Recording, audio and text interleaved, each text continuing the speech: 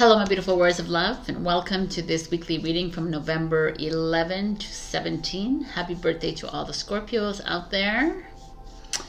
Happy birthday to Kim and Gabby and everyone else celebrating. So today I received a new deck that I would love to share with you. It's called Runway, and it's all fashion related.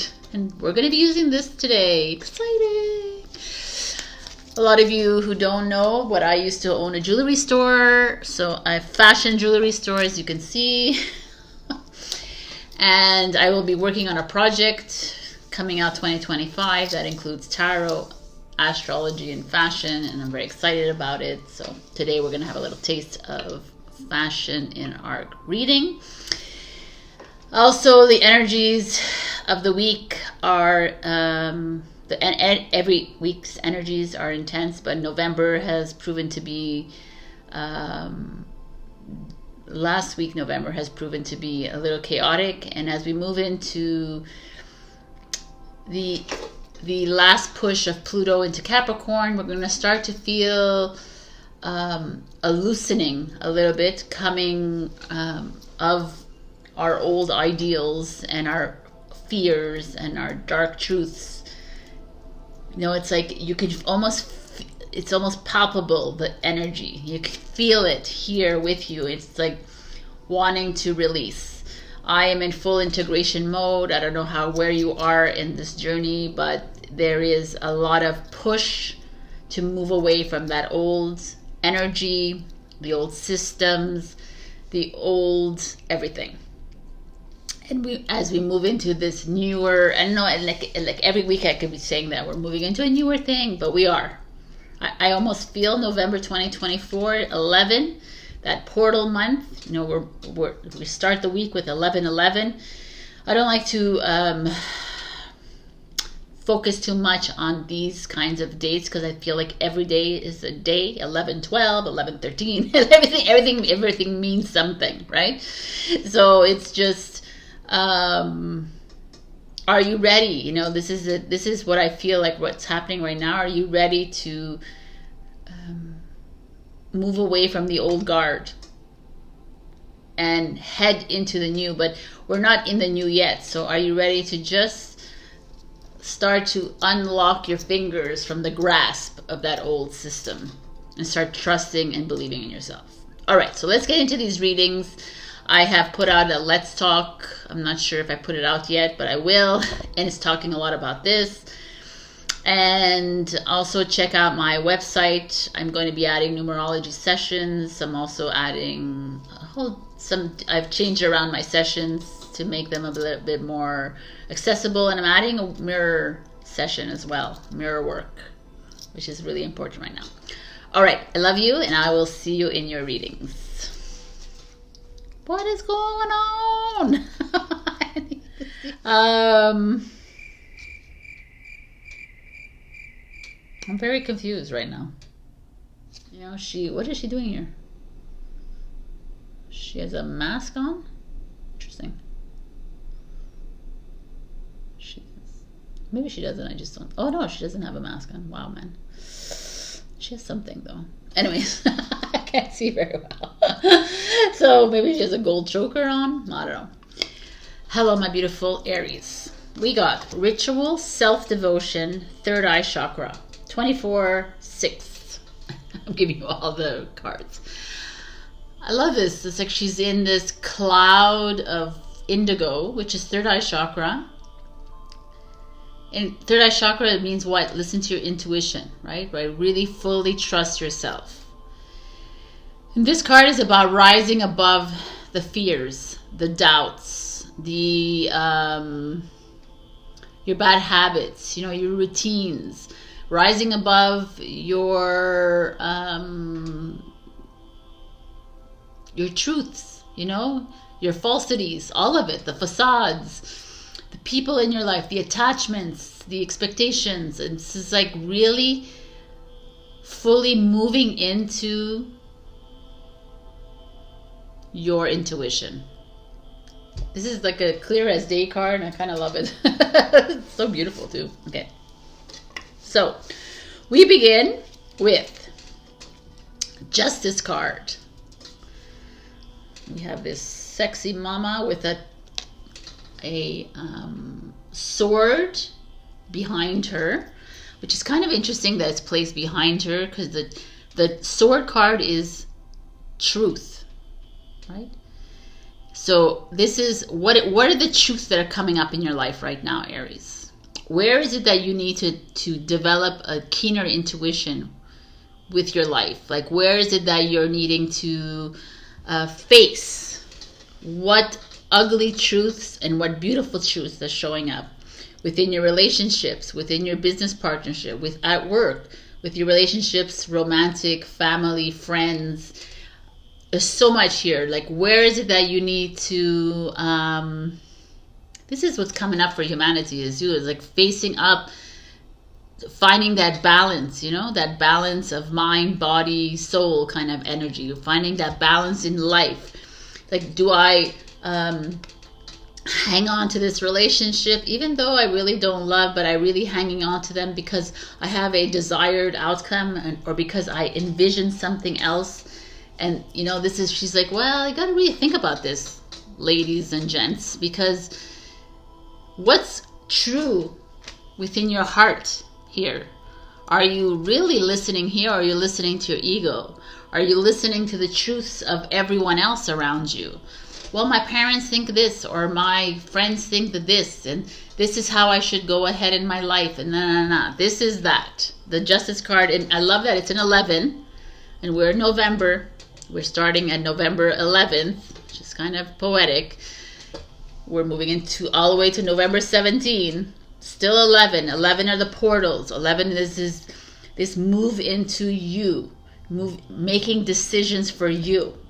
This is the Libra energy, air, right? Pluto moves into Aquarius on November 19, bringing this kind of energy, this air energy, and moving away from the earth energy. There's going to be fire trucks because there's a fire alarm across the street. So hopefully it won't bother us too much. Then we have the Two of Pentacles, which is Capricorn energy. So right away, we have this Justice, which is truths, and the Two of Pentacles asking you to make a decision. You see her, she's like beautiful here with this dress, and she has this waves, which are like tsunami kind of waves all around her, and she's holding these two coins. She's holding the truth, and she's holding coins. This feels like you're definitely, there's a decision that needs to be made in your life, and it has to do with where you might be feeling imbalanced, where you're maybe hiding from your truth. Like some of you might have started a business a long time ago, and then you're looking that maybe I need to make a change, but I'm afraid to make this change, right? Rise above your fears. Maybe I'm in this relationship and I really don't love the other, but I'm staying because it's comfortable. I bought this home, but I really don't like it and I want to move. Like, we make decisions in our lives sometimes, and they're big ones, and then you realize it's not working. But what do we do as human? We remain. We stay in it. It'll get better. It'll get, like, we'll find a way. And this one is like, there's no wrong decision that you can make. Two of Pentacles saying whatever choice you make is right for you. Trust. I love it. Your challenge is hilarious. It's Justice. It's your first card. When this shows up, that means there's a lot of fear in your decision making. There's an imbalance. There's a disharmony somewhere here. And it's hard for you, and it's challenging for you to make this decision. This could also be that someone else is making a decision for you. A judge, a jury, a lawyer, a partner is making a decision for you, and it's very uncomfortable. And I gotta say, at that moment in time, it's whatever decision is being made, if it's outside of you or with you, you're doing it, it's where you're supposed to be. If it's uncomfortable, then it's exactly where you're supposed to be. And you're supposed to move through this. You're not supposed to do anything, but it's almost like, how are you, Aries, going to flow through this? I'm going to listen to my intuition. And I point here because it's my heart I'm going to listen to. I'm going to trust it. Even I feel unbalanced. Even if I feel like uncomfortable. Even if I feel like it's taking me away from my comfort zone. It's taking me away from, this is what I think it's supposed to be. This is what I've always known, Sabrina. This is the truth. This is my truth. But what is your truth? Is it a truth that is based on your parents? Is it a truth based on your school system? Is it on your religion? Is it your truth? And that's where all this journey is starting to show up for us. And this is where the Aries, you're being asked to move into something greater than you. And maybe you've been hiding your truth for a long time, and now it's time for you to own up to it and make these choices. And maybe people around you will be like unbalanced, right? They might be triggered by you too. They might be like, oh, what the hell is she or he thinking? But if you're listening to this, my beautiful warriors, then that is all that you need to be doing. Your outcome card is the Page of Cups. Okay, nice. The Page of Cups you see here usually could be your children, could be a lot of, I'm going to give you many scenarios here, but it could be that a lot of your truths have never been able to come out because you've been hiding them from your kids, and you don't want your kids to think something. And the Page of Cups is like, no, mom or dad or whoever's here, express yourself, let it out, speak your truth. This could be new love coming in. This is a messenger of love, right? This is new ideas, new creative ideas showing up here because you finally owned up to who you are and what you want in life, Aries. Because this whole time you've been hiding. You've been moving along with society. You've been moving along with your partner, with your family values, with all of this. And now it's like, what about me? What is it that I want? And the universe is like, whatever you choose is the right choice. And we'll bring someone in to help you with your creative ideas. We'll bring someone in to help you to love you again. We'll bring someone in. You don't need to ever worry about that. I love this energy. This is unification with your children again. Because finally you're being honest. And you're expressing everything. How many times you hide? Because you don't want people to alienate you. You don't want people to like push you aside. But it's this moment of moving into this. Moving into heart. Moving into your third eye, your chakra. Your intuition. Your high priestess energy. Wow. Aries, powerful. So wow, I love it. Your advice is individuality. Every person has their own personalized study plan in this Earth school. I mean, this is exactly what I just said. It's like you. What is your truth?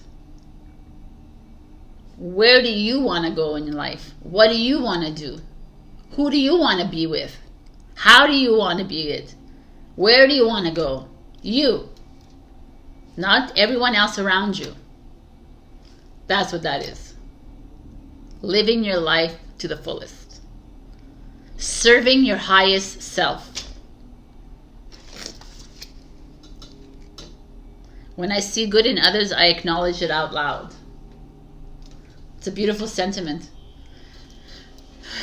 Because too much of us are always seeing bad in other people. When you start seeing good, you know what? The thing is, we start to see good in other people when we start to see good in ourselves. And the only way that we see good in ourselves is we start to love ourselves fully. And we start fully living in our truth. And trusting it. Fully trusting ourselves. And yes, it's going to make everyone else uncomfortable around you because everyone else is following other people's truths. Everyone is following everyone else's value systems, whatever, religions, political, whatever. It has nothing to do with you. This is, wow. I welcome healthy, loving relationships. 1000%. The Page of Cups is exactly that. The Page of Cups embodies this energy of, it's a Cancer, Scorpio, Pisces, if I haven't said that already. It embodies an energy of newness in love. Loving what you do. Going out there, being the creative self. Even if you're like, I'm not creative, Sabrina, it's okay.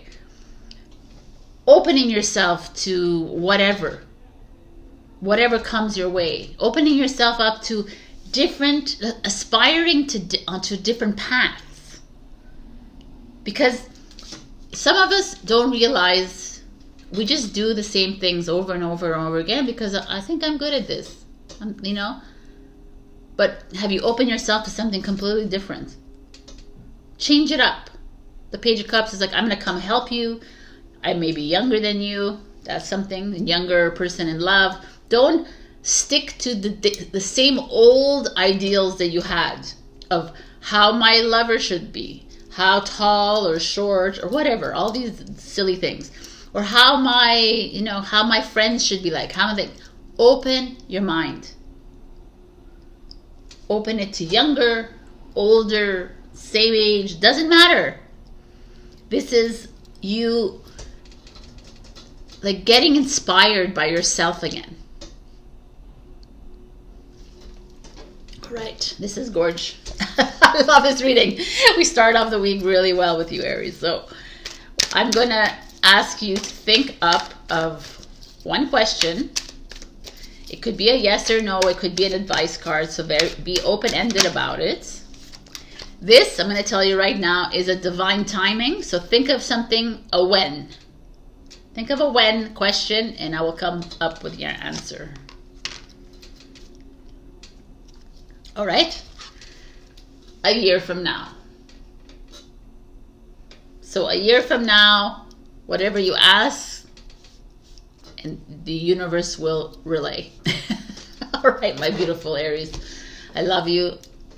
Check your rising and your moon for other messages. Also, a big thank you to Laurie for being a Ko-fi member. And if you'd like to join my Ko-fi membership and support me, you can. The link is below. You get exclusive content. And also check your rising and your moon for other messages. Like, share, comment, subscribe, and super thanks me. And yes, check out my website for any for gift giving season. Love you. I'll see you next week. Bye.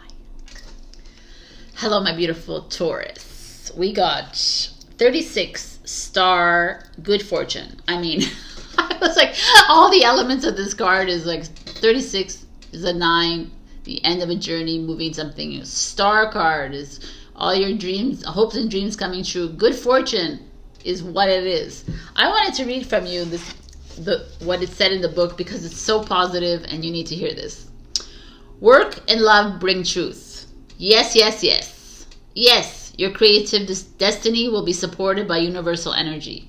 Yes, ask and you shall receive. Yes, by your command and you will vibrate the cosmos. Let's be clear though. The small self will like the idea that the universe has got your back. The true self and your wise heart know that the cosmos doesn't care if you rise through your own self-imposed blocks and fears.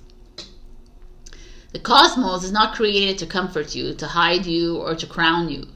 You've got to do the work, focus, pull through, deliver on demand, and re-deliver. Be real, willing to continually learn and stretch yourself to self-realize. Until you are in command of your mind, with an open heart and serving others, you won't feel fulfilled. There's no lazy way around victory in the Aquarian age. Your heart must stay open and you've got to give with your heart. You must let it rule your mind. Yes, you can crown yourself as you are already sovereign. Yes, you are invaluable. Yes, you are the star in your creative destiny. I mean, I was like, boom, baby. Right? It's like, what is that? And I feel like we keep getting the same messages over and over again. And some of you might be feeling, well, I'm not feeling it, Sabrina. It's like, because you're in your own way, right? That's the only thing. But this is like a yes, yes, yes card. So let's see what is going on here. This feels like there's a lot of cards, but wow, we got the Hierophant. The Hierophant is Taurus. The Hierophant here, look at her. She is like crowned as the sovereign being that she is, the divine being, with that kind of, you know, that what she's holding is almost, looks like a Christmas tree, but it almost looks like, because the Hierophant is in the original tarot, it's a very religious pope or bishop kind of energy, traditional. I always look at the Hierophant. I mean, we do have that. There's a part of us that's we're a fixed sign, a fixed earth sign, which means that we're very like stuck in our ideals and our belief systems, but we're more than just our earth our sun sign, right? We are our rising sign, and we are our moon sign, and we are so many other signs. So we can't just stick to Taurus. Taurus is the self sign, right? It's how we see ourselves. Rising is how other people see you. Moon is your mother, right? The sun is your father sign. Your moon is your mother sign, your emotions. So to me, and I'm going into this, to me the Hierophant showing up here is like showing you, who are you? You know, how do you love thee?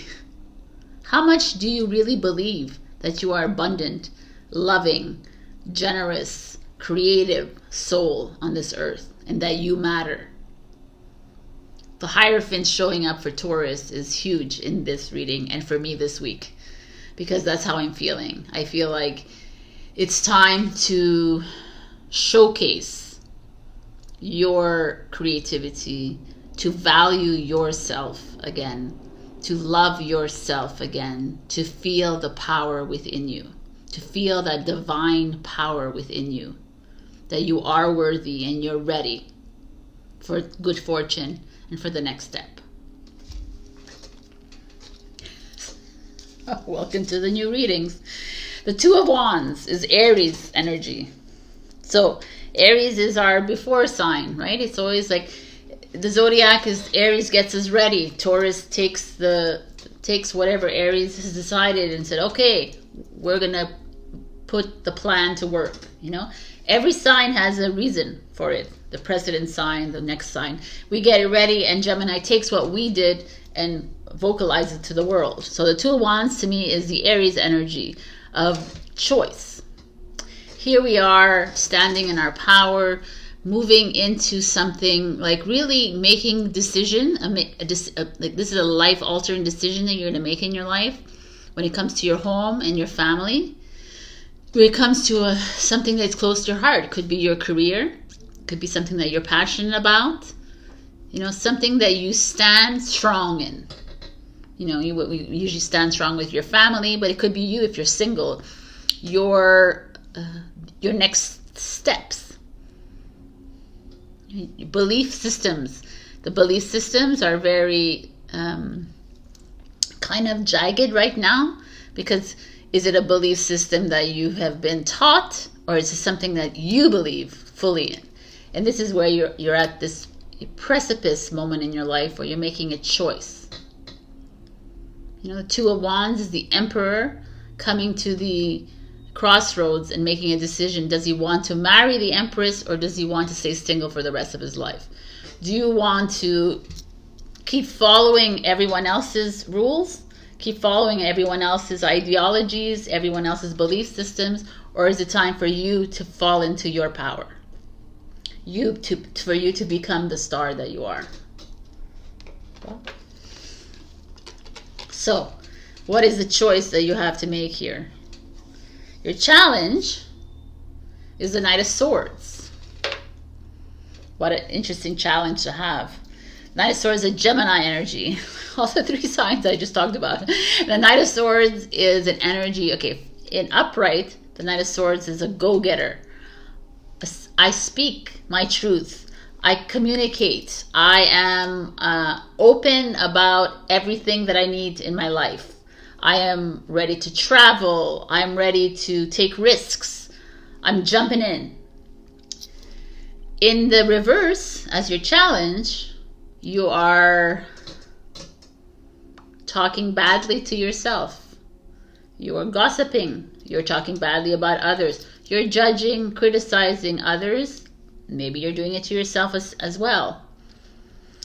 The Knight of Swords energy is poor communication. You're not able to express yourself, and hence there's like you're having a harder time getting to this state of beingness, right? Wow, interesting.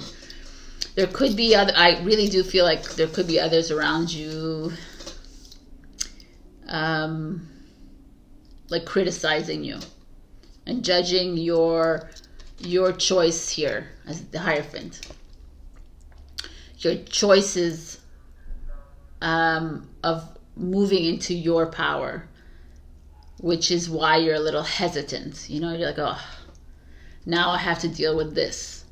And this is everyone in my life, not only my family and my friends. It's like society is going to judge me, you know, and everyone else. And your outcome is, oh, I knew there was like too many cards here. It's just like Gemini. Like Gemini's following us. Wow, I love this. The World, which is Capricorn energy. The world is everything here. The world is travel, first of all. It's adventure. But the world, and the 9 is the end of a journey. 36, and the world is the end of a journey to start something absolutely fresh. So, not every single person, every Taurus is doing this, but there are some Taurians here that are ready to make big changes in their life. When you see your own card show up, the Hierophant is a 5 card. 5 is extreme changes. You know, 5 is confronting. It's confrontational card. You know, like if you look at all the 5s, the 5 of Wands is confrontation. The 5 of Swords is coming up against the ugly. It's extreme. 5 of Cups is the lowest of the lows, right?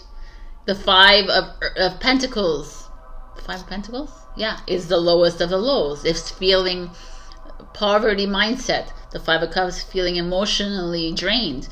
You know, so there's, the only reason I bring this up is really important because it's our extremes of our life. And you're at this place in your life, and I don't know where you guys are at, but you're having to make some big decision. And it's something that is like going against maybe your grain. It's going against other people's ideals of you.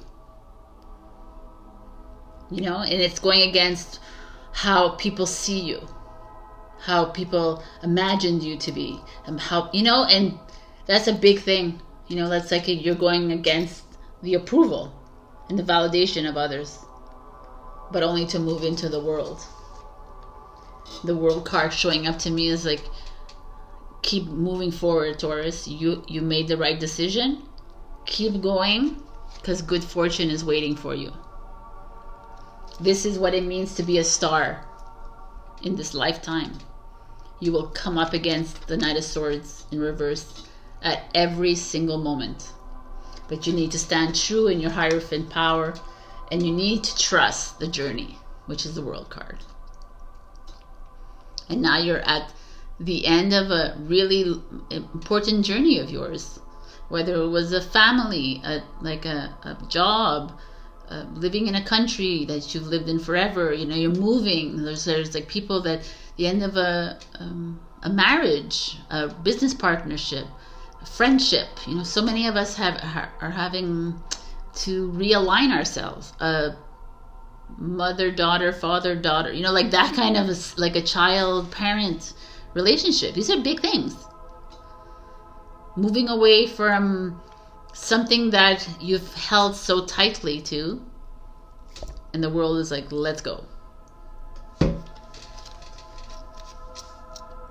Are you ready? Are you ready to go against the stream? You know, because there's going to be people who are going to try to hold you back and hold you down. And this is where your resilience comes in. And your advice is right now.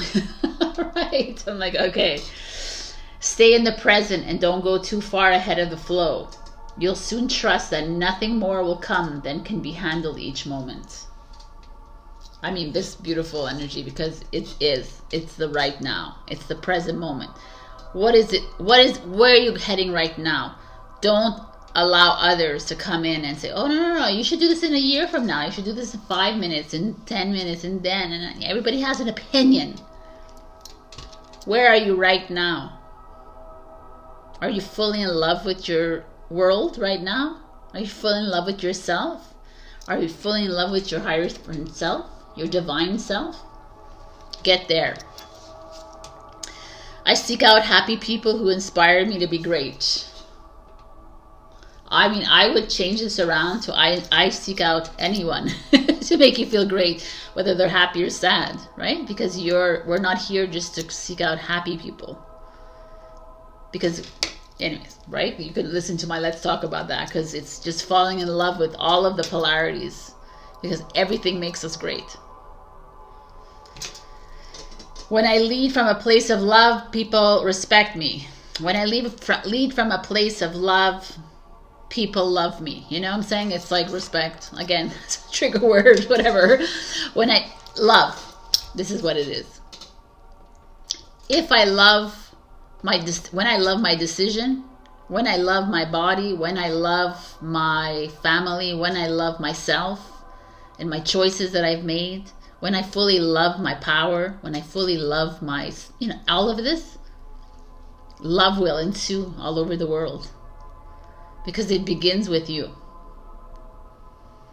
And you're at a very interesting place in your life right now, Taurus.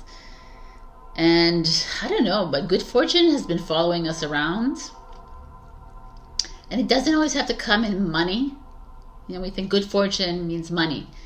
It's the first thing that comes to my head. I'm like, oh, money. And it's like, no, like good fortune could be a good relationship, good luck, right? It's like you're on the right path. Trust yourself. That's what I'm getting. So I have the angel answers here. If you want to come up with a question, you can pause the video and think of your question. They're yes and no's, but they're also advice cards. So your answer is interesting. Your answer is there's something better. So whatever that means for you, right? It could be like, I just keep it here. It could be that what you just asked is like, I haven't made the right decision? There's something better. Okay, but you're like, oh my God, but I'm already moving. I'm already doing this. Continue doing it. If you're following your heart, you'll realize when you get to something, the better will show, and you'll know when to make those decisions. I always trust your heart. Trust your heart. Trust it. Anyways, I don't know what you asked, so it could be a good thing. So success is yours, that's what we have for you, Taurus. Before I check your rising and your moon for other messages, also I want to thank all my Ko-fi members. There's a whole bunch of you. I love you all. Thank you so much for supporting me. If you want to join my Ko-fi membership and support me like they do, please do. I feel like this is really loud, but anyways. Like, share, comment, subscribe, and super thanks me. Also check out my website for any gift ideas for the holiday season. Love, love, love you. Bye. Hello, my beautiful Gemini. We got the gift of dance, aura chakra, 31 for foundation, right? The gift of dance to me is dance. What does that mean to you? For me, I always think rhythm, like flow. I feel like this whole theme of these cards are about flow. Getting into the rhythm of your body, of your soul, of your mind, letting go of limitations, setting yourself free, letting go of the past, letting go of attachments, clearing yourself of the outcomes, clearing yourself of expectations, just releasing yourself when you dance. Like if you're ecstatic dancing, have you ever ecstatic dance? It's like you just put on music and you dance however the hell you want to dance. There's no specific dance moves. You just are flailing your arms, your legs, and it's just freedom. To me, this is a free moment. Some of you are being encouraged to either go dancing, maybe ballroom dancing, which is more rigid, or ecstatic dancing, or move your body. Like, and in a way of like, I can't move my body because I can't, right? And I was like, okay, but move the energy within you. Imagine the dancing, like it's also a lot about just allowing the flow, like allowing this, I just picture a stream of water flowing through you. Let those emotions out, be honest, be truthful, like stop playing small, stop, dance is a full expression of self, right? You're fully putting yourself out there. And I feel like that is coming up for you, and I really like it. So let's see what's your cards here. We have the Emperor, which is such a not a flow card. I love it though. The Emperor here is a 4, which is what you have, 4. But the Emperor is all about it's like your father card. So this could be your father in your life. It could be a male, a divine masculine in your life. This is an energy of someone who's a little rigid, perhaps. 4s are foundation, like let's think about the bread and butter on the table kind of energy. The Emperor is showing up. Could be a controlling energy for you, could be a big ego in your life, could be a manipulation energy. Doesn't have to be. The Emperor doesn't always have to be this. Like he's like a father is a loving provider, right? He's here to help you. He's here to give you opportunities as well, to give you ideas. It's an Aries energy. So I want to see why the Emperor is showing up for you, which is kind of interesting. Ooh, 5 of Wands. Aries, Leo, fire showing up here. I mean, okay, like logically, which I'm not very logical, but logically, if I look at this, you see the 5 of Wands, there's competition, there's fighting, there's confrontation here. There's like, I almost feel like maybe some of you are, have conflicting views with an Emperor in your life. There is perhaps someone who's a little bit more rigid in their ways, and they see life like this, and they see politics like this, and they see religion like this, and they live in a little box kind of thing, and it's my way or the highway. I always say the Emperor's like that.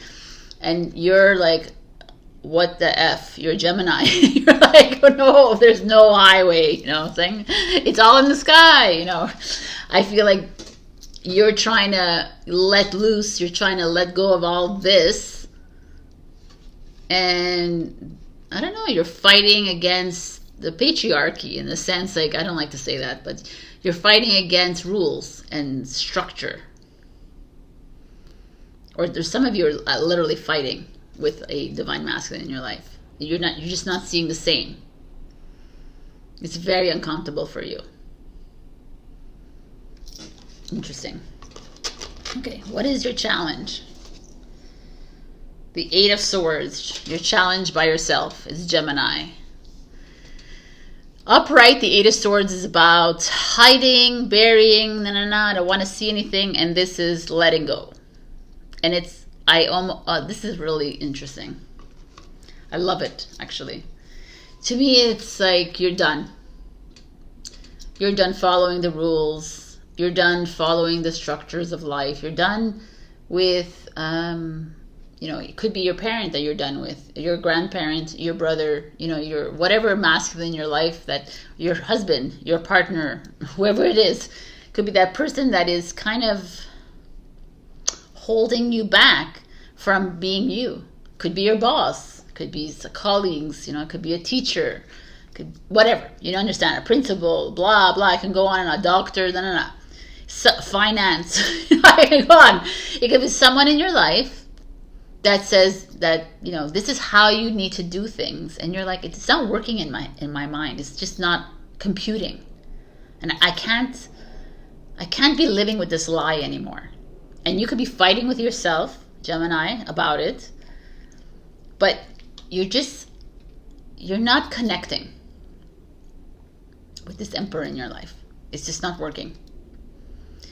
And the Eight of Swords in reverse kind of tells me that you're like, you come to terms with the fact that, yeah, I'm not going to be aligned with everyone in my life, and I don't follow all the rules, and yeah, I'm okay with being flip-floppy, you know, I'm okay with being in the air, and I love this, and I think that's freaking awesome, Gemini, and I hope you get to this place. You stop fighting with yourself, you stop fighting with others, like, just be you, which is this challenge card. I love it. What's the outcome card? Freaking A, man. Death. Scorpio, but look at this. It's freaking awesome. Death says, yes, this is the time for change. This is time to freaking let go of all these limitations. Let it all go. I'm not saying to get rid of your boundaries. I'm not saying that, but really to step into you. Change is not easy. Change is challenging. Change is very hard emotionally, mentally, physically. But how we cannot, I mean, if I could look at the world here, this is the world telling you this is how life is, and this is you fighting with the world saying, I don't think so. And this is you saying, yeah, I'm done with that, I'm ready for change, right? So this could be in your relationships, in your school, in your work, in everything, just life in general. Like you're done following the restrictions of this old system, and it's clear in your cards, and you're doing it. It's almost like it's not going over your head. You're conscious of it. You're done. So proud of you, Gemini. If this is something that has been holding you down from being creative, is holding you down from being expressive within your relationships, expressive within your friendships, or like the Emperor can make you feel a little insecure because he's so powerful. He's like the king of all kings, you know. He makes you feel like a little, I can't talk, you know, I don't want to upset him, because then it just, but now it's like you're like, I'm done. I am going to flail my arms and my legs, and I'm going to dance all around myself. I'm going to dance around people because I need this for me. So change is here for you. It's Scorpio season still, and this is Scorpio, and this is Pluto again, moving into this new Aquarian age that you're feeling it here. Aquarius is your brother sign. You feel the energies, and whatever this conflict here is for you, it could be the best thing ever, because it could be you actually owning up and actually speaking. I almost feel like some of you have been holding back, which is weird for Gemini, but holding yourself back so you don't want to like step on too many toes, and now it's time to dance around these people. Like, that's what it is. To me, it's about fully expressing you and trusting you. Wow. Your advice is worth You have been worthy to belong to love all along without any need to improve. In fact, you are love itself. And you are this tiger, and you are love. You are worthy. You are worthy of being heard. Even if it goes against everyone else's ideologies and thoughts and beliefs and blah, blah, blah. Stop fighting with yourself and stop fighting with others too. There's no point in us fighting with anybody anymore. It's like, just be you. And if it means you're dancing in the streets, then go dancing in the streets, people. Go for it. If it means like being quiet, then be quiet. Like the change comes in different forms. But it's stepping away from this kind of, there's like a rivalry here, or it's a battle almost. You're battling with someone in your life or yourself, but I really feel like it's someone else. And it's a constant, it's like, it's a tiring to me. So I can forgive people quickly, release my resentment, and set myself free. There you go. Follow that. I love this card. It's cool. Set yourself free from everything. Like the only reason there's limitations is because you allow it. Right? The only reason there's conflicts is because you're allowing it. Everything, you allow everything to happen. But they're the ones fighting at me. They're not. It's because it's something inside you that allows it. Because you haven't fully healed and forgiven that part of you. And you're still allowing these people to condescend to you, or people to talk down to you, or make, there's no rules. You have no rules. Look at life like that. You're a baby, a babe in the woods. How would you live your life? Live like that. I can expand time when I'm inspired. You can do whatever you want with time, by the way. There is no time. And also inspire yourself, people. Like, I love this. It's truly, fully love you, Gemini. That's how you change. That's how you make changes in your life, when you fully fall in love with yourself. And you don't get bogged down by other people's rules and limitations and other people's ideologies of life. And like I said, it could be very important people in your life. It is. But it's time to overcome that. It's time to move into something great. Expand yourself. All right. I'm giving you angel answers.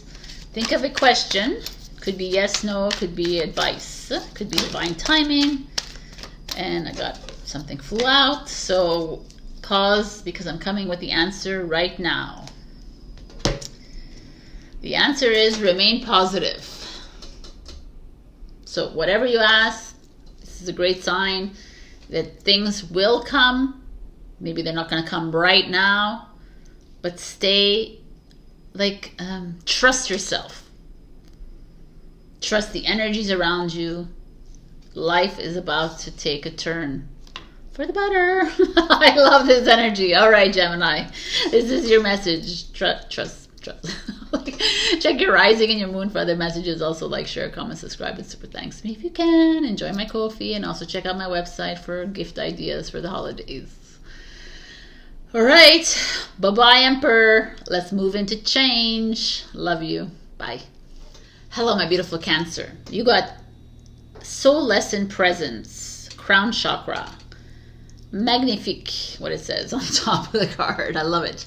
25 is a 7 energy. To me, this card is about you owning your truth, owning your gifts, your skills, your abilities, loving every single part of you, whether you deem it as ugly or beautiful or negative or positive. It's loving everything that you are. Right? I wanted to read you from this, read to you from the book. Oh, man, that's gay. You have more to offer than you realize, and the world is aching for you to come forth to give people hope. Keep progressing to being a truly inspiring leader for positive change. Make a decision to turn every kind of attention you get into gratitude and hope. Even if someone blames you, opposes you, or gives you negative attention, Transform that energy. Take delight in aligning with your soul to make a definite and creative impact alongside your beautiful presence. This card brings you truly good news. It's a sign that you're up to being more and giving more. This is auspicious. You have the capacity to be the change you desire. You have allowed yourself to learn, to understand, and you are preparing yourself for your life. Keep growing, flowing, and glowing. I love it. So this is it's like in the present moment, it's like fully being you and being the radiant you. And even if someone is coming at you with ugly words or whatever they're doing, can you see it in the highest of light? All right, my beautiful. Let's see what we have here for you this week. We have, oh yeah, I remember it was a good week. The Lovers. Tango moment. All right, this is the Lovers card showing up, which is a 6, which starts off as harmony. Right? 6 is giving and receiving. Lovers is the lovers. I can't speak anything else. There is, if you are single, this could be a good omen for you that there's love coming your way. If you are married or partnered, there could be a strengthening in your bond. Doesn't always have to be about that. It could be about self-love as well, that you're fully falling in love with yourself, that you're dancing to the beat of your own drum. This kind of energy of like, look, they look so relaxed and just allowing life to flow like you do on the dance floor. So let me see what the other card is to get a better idea. Wow, the 6 of Cups, which is another 6 energy. And the 6 of Cups, look, she looks a little bit like Little Red Riding Hood. The 6 of Cups is nostalgia. Is, you see her younger self, her inner child here is behind her red right. It's like a little fairy tale. I love that, actually. It's truly falling in love with yourself, your child self. Going back and bringing that in, that innocence, that purity, bringing that into your life right now. That's how we live, fully live in this present moment, is we can fully love every facet of ourselves. When we were children, even if things happened that were not in the best interests of ourselves, can we look back at that time and just love it? Acknowledge it, honor it, release it, forgive it, and realign, right? There's this energy here of following the flow of life. So some of you might be, anyways, if I could take this, like, there's some of you could be falling in love with someone from your childhood, right? Someone from your past is showing up in your life. That could be it too. You know, let's be literal here too about it. But I really do feel there's some of you holding on to childhood wounds and traumas. It doesn't have to be childhood. It could be teenage years, could be your 20s, your 30s, however old you are. It could be last year. It could be something that there's a big wound and trauma that needs to be healed, that you need to like fully embrace so that you could flow again here. Gemini energy, this is Scorpio energy. Your challenge is the 10 of materials, which is the 10 of Pentacles, which is a Virgo energy. So you see the 10 of Pentacles is like you have a happy family, you know, they're all around the tree, the roots. There is a money, abundance, and then as a reverse, there's a fear of this, or there's an imbalance within your family right now, or it's like seemingly great, but at the root of it, there's something deeper and darker that needs to be, that needs to uproot itself. And it needs, like, I almost look at this now differently, because now I feel like this and this are like working together. Perhaps some of you Cancers have something that's been buried for a long, long time and has to do with your family. whether it's your direct family or your extended family, or it could be your friends, whatever, or something happened to you within childhood here that has still buried deep within, and it's really challenging for you to bring out, and hence maybe affecting your relationships now, and maybe someone's coming in you and bringing this up too to the surface. There could be someone in your life that is triggering this for you. Doesn't have to be someone, but I just feel like that needs to be addressed, because there could be someone interesting coming in, and maybe someone wants to come in but can't come in because there is this. And it's not like reliant on the lovers, by the way. I really do feel like there's some old trauma that hasn't been yet healed on your part, and it's been buried very deeply into this fairy tale book. It's been buried very deeply, and it's okay. And the more you get present, and the more you fall in love with yourself, the more you want to heal that part of you. The more you want to hold space for that part of you.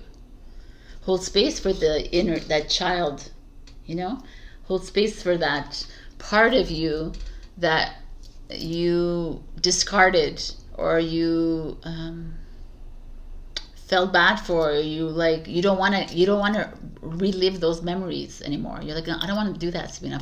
I've already forgotten it. I said, I understand if you forgot it, but did you forgive whoever you need to forgive?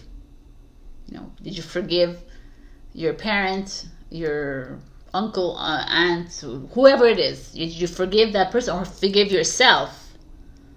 I don't need to forgive myself. I understand, but can you hug yourself and truly love yourself, so that you can not walk away from it, but you can replant a tree there? I feel like you is something really deep in your roots here. And I almost feel like there's a lover or a new friend or a new lust for life that wants to come in, but it's challenged here. And your next card, oh wow, is the Ace of Cups, which is freaking awesome. Which is exactly this, what I'm trying to say here. There's the Lovers and the Ace of Cups. There's love that wants to come in for you. And like I said, not everybody's single, obviously, watching this. And people who are in partnerships, it could be, doesn't have to be within that partnership. It could be just a love of friendships. Like new friends want to come in. New people in your life are trying to make their way in, and you're like... And you could be doing this subconsciously because you don't want to be hurt again. I don't trust Sabrina. I don't want this. I don't know. And it's like, yeah, you don't trust because of this. Because you've been hurt and you haven't forgiven and you haven't released. That's why we don't trust. That's why we don't open ourselves up again. And this wants to come in. And this is some of you, it's like divine love, divine intervention here. Like God or creator energy is like, hey, we want to bring in, we want to boost your confidence. We want to make you feel like you are a divine child. We want to esteem you. But first you need to do this work.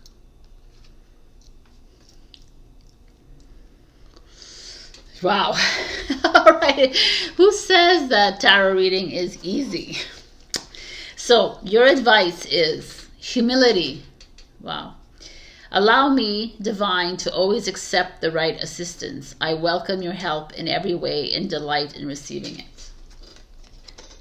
And I love it because there's this owl here, which is your intuition. It's like trusting yourself and being humble about this. And humility is huge because it's surrendering to your weakness that you deem weakness. Being humble is saying, oh, you know what? I do need to go in. I know I do know I need to go in and see why I don't fully love myself, why I don't trust myself, why I'm at an impasse here, why I keep holding on to that pain and that suffering. Because ultimately you would want to clear it. But many of us have been programmed to hold on to it and to relive the victimhood over and over again. And it's not, this is a huge program in the humanity. Like we're continuously, oh, the poor me syndrome, or like, you know, I didn't have this as a child, or I didn't have that. And it's like to fully look at that child and say, it's okay. Let's have a birthday party now. Let's have a wedding now. Let's have a this now. Like it's, everything is healable. And the Ace of Cups speaks of this new path opening up for you. So the other advice is, I see grace and possibility in all of life's challenges. And yes, all the challenges that come to us is because it's there to make us feel uncomfortable. And you're like, why do you want to make us feel uncomfortable? Because it's there where the healing begins. So see it as an opportunity to open your heart. See it as an opportunity to make a change. See it as an opportunity to welcome love in again. But clearing needs to be done. I am in sync with the flow of life. Yes, you are. Right? How, like, we have to, for us to flow, the emotions need to flow. And if you're stuck, you know, it could be your 7-year-old self, your 17-year-old self, your 27, your 47-year-old stuck inside, the flow ends, right? There's an ebb in the flow, right? So it's like getting that flow of life, and usually it begins with forgiveness. So, wow. I took out the angel answers, and you can think of a question. Wow, look at this answer that shows up. So you can pause, but your answer is trust. Trust. Trust where you're at in life right now. Trust that whatever's coming up needs to clear. Trust that if you're single and you're never meeting anybody because it's not the right time for you. Trust that if you are feeling lonely and sad, trust that the tears need to come up. You know, trust that when you're feeling like you want to be alone, trust that the universe is saying you need to be alone. The greatness is within you. You know. That's what humility is. Become like humble. And it's not about living the great life. It's not living the best. The best life for you is to actually follow your intuition and follow yourself. And a lot of it requires clearing. And I always talk about this, and we need to clear all the gunk. And that goes back to childhood. And it goes back to past lifetimes, but we can go there another time. Right? So, all right, my beautiful. You can always book in Akashic Records for that. I'm also going to be doing numerology sessions that I will have soul contracts that we tap into that. So wait for that. Check your rising and your moon for the messages. Also like, share, comment, subscribe, and super thanks me if you can.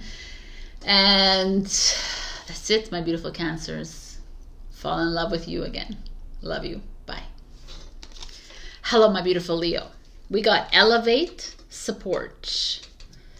35-8. So the card has a pineapple in the background.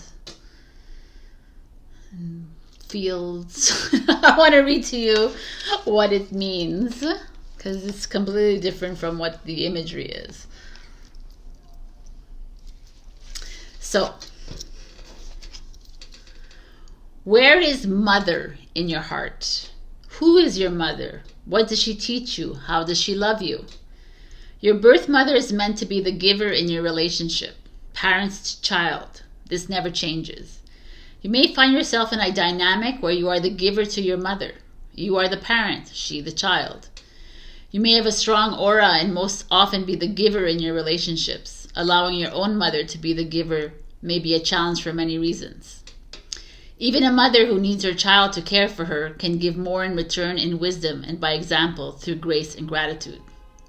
At this time of tremendous change, all relationships are being asked to align more with natural universal law. How can you facilitate by owning your true role? Something needs to shift, release, and flow in your relationship with mother. This energy mustn't become stagnant. If you have problems with your birth mother, this is an opportunity to see it is you who has the power to choose how to relate. This is your opportunity to surrender to the natural laws of the universe and allow the mother, your mother, the Mama Earth, and the Divine Mother to give to you. Observe your boundaries, your ability to flow and release with love and gratitude in your own independent identity. It is you who gets to review, reestablish, recommit, reconnect, remake, and rebirth continually to become your true self. You can, you can, you can. Keep going. Know you are loved by your mother and her signature style. You are also loved by Mama Earth and the Divine Mother. You are made of love. Let it flow and let it pass on. So,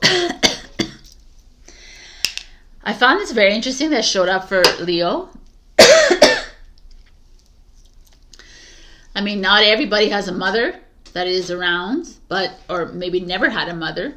But that's why it says it's about Mother Earth, about whoever, like for me, it's a divine feminine energy that's showing up right now in your field, Leos, and it's asking you for forgiveness, to release them, to whatever, however the relationship you had with them, whether they were controlling or whether they weren't at all, or however that is, it's a huge thing, and I'm going to tell you why.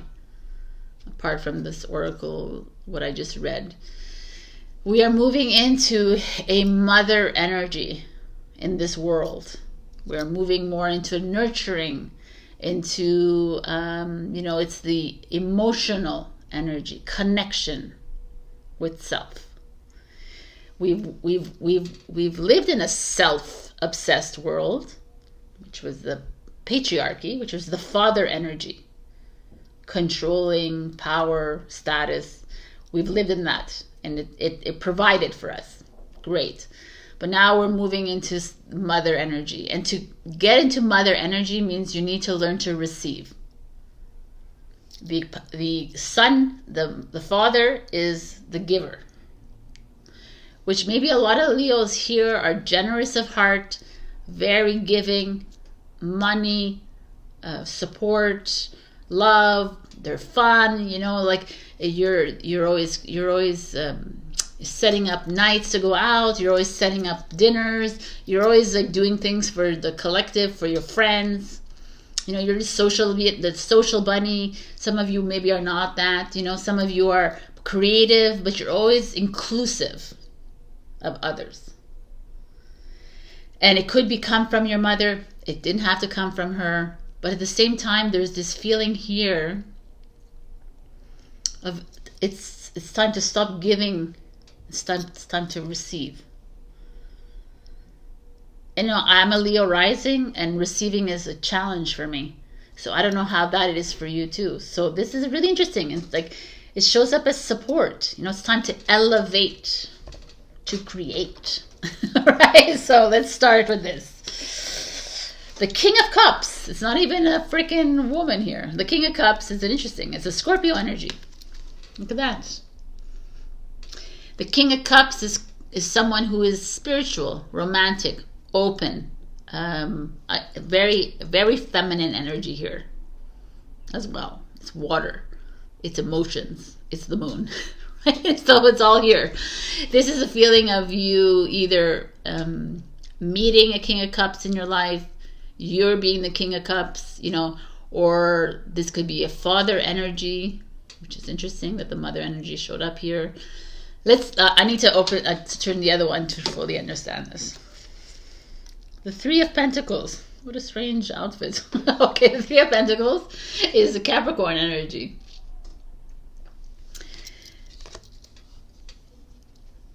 So this is a collaborator, like you are. Like this, the Capricorn is like working together with other people, looking, maybe, so if I just look at this energy here, the King of Cups and the Three of Pentacles, maybe you're partnering up with someone in your life that maybe you're renovating, like let's be, okay, or there could be,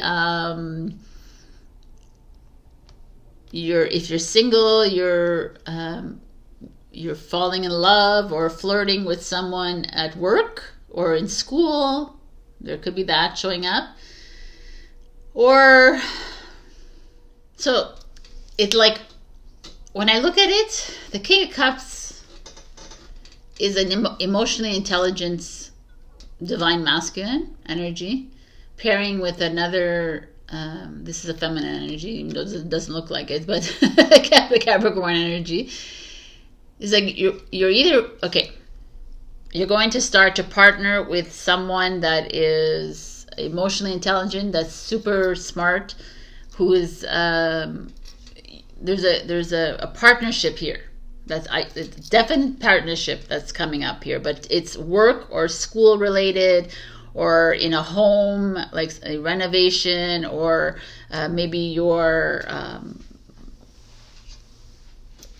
commercial, rent, residential, something like this is happening here. Are you maybe meeting a partner of love through work, through school, like there's that showing up here.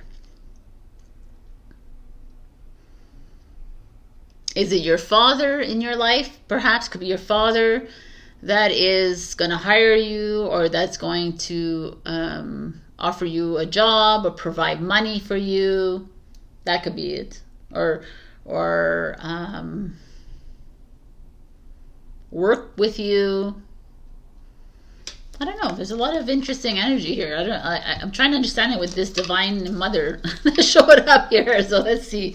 Your challenge is the Five of Swords. So the Five of Swords is Aquarius energy, and the Five of Swords, it doesn't show it here, but it's kind of a vengeful energy.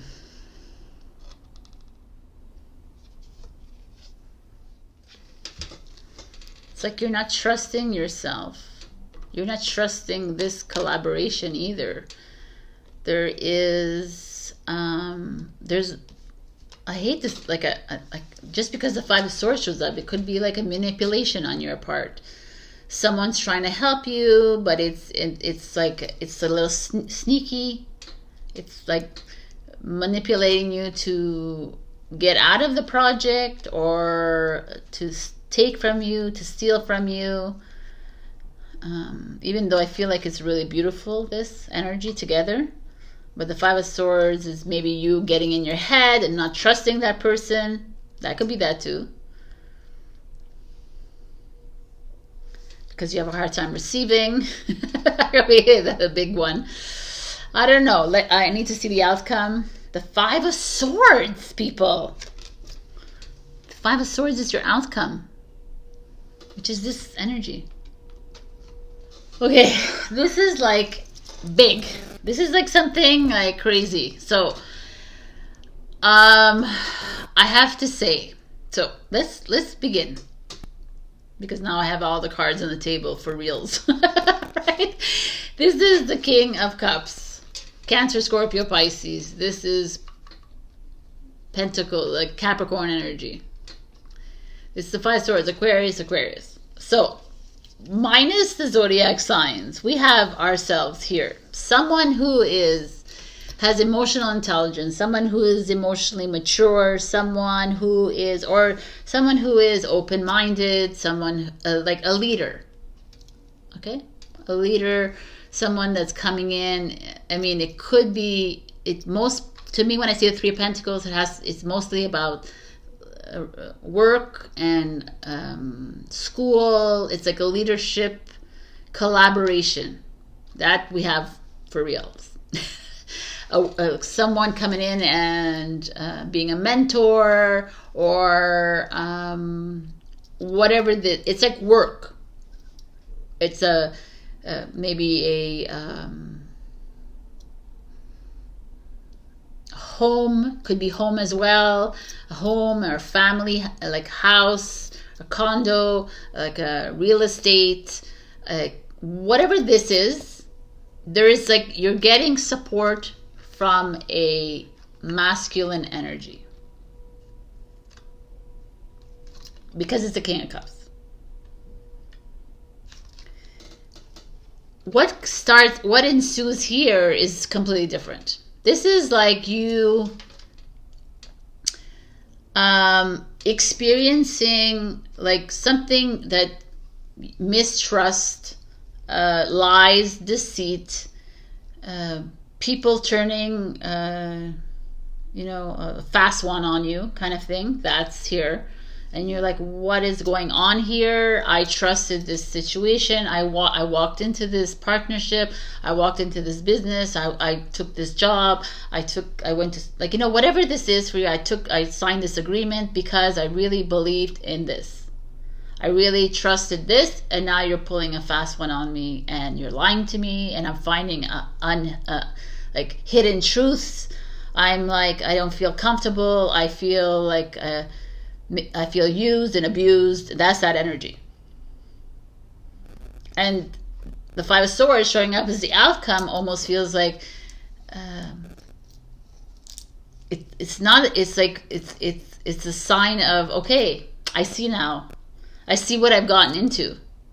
I see that this is not real. Like, I see that it is real, but it's not exactly how you had pictured it, how you had come and shown it to me. King of Cups. You painted a pretty picture.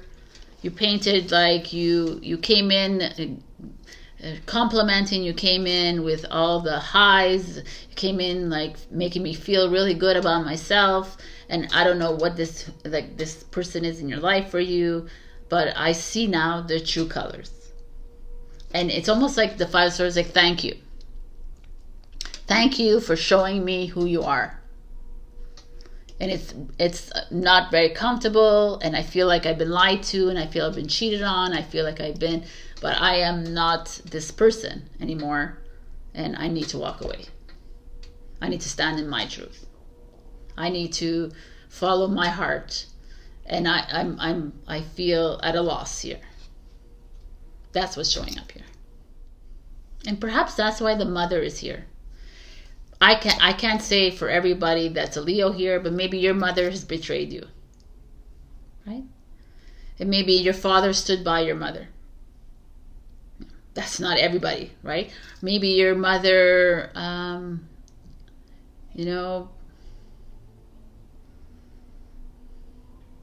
didn't stand up for you as much as you wanted her to.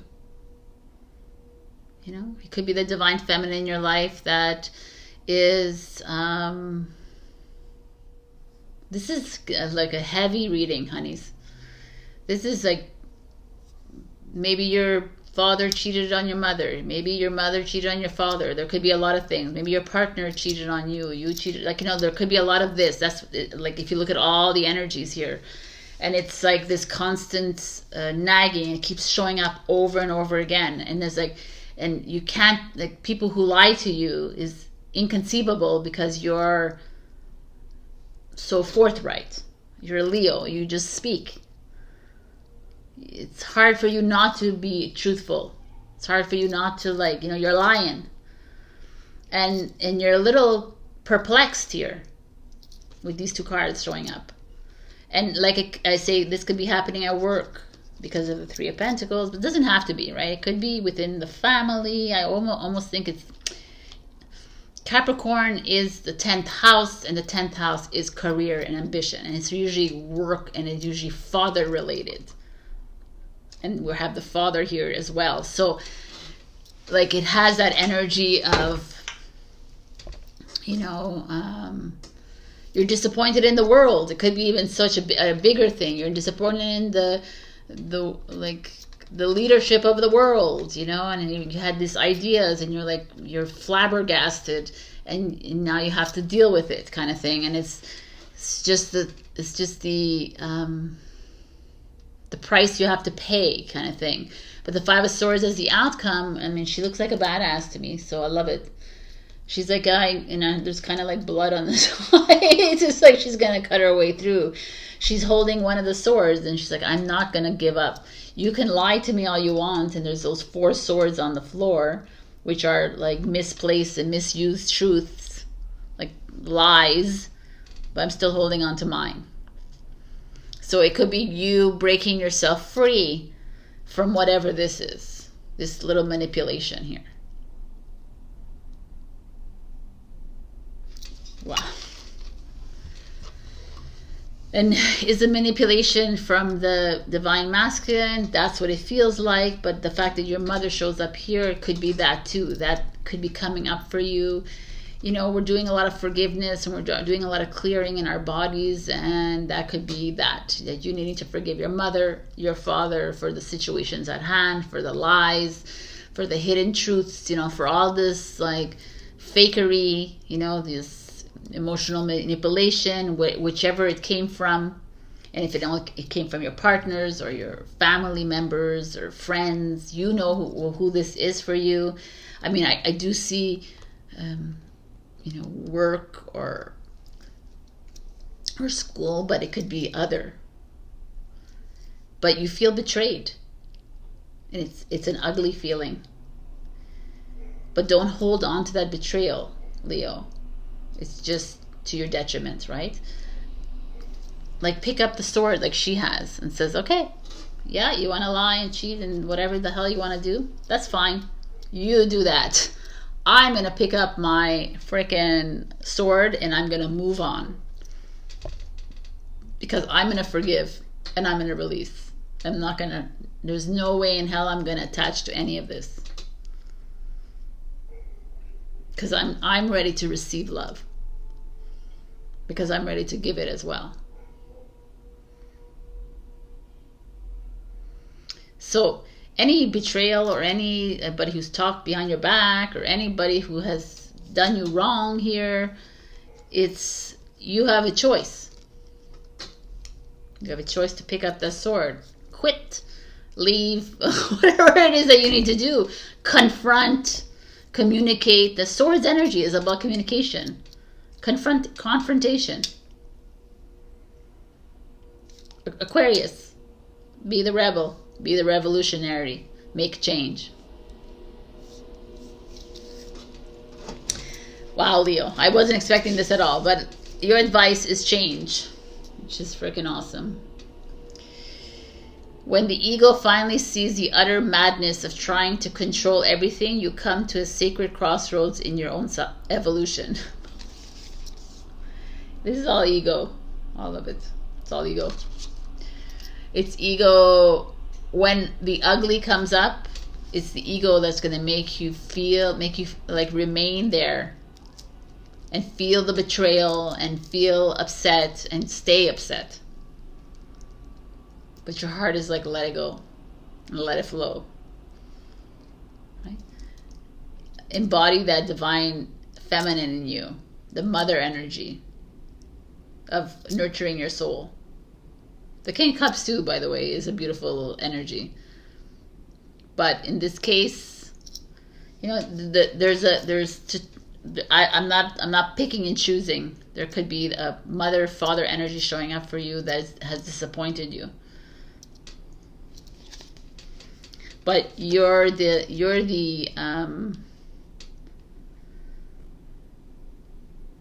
change maker of your life.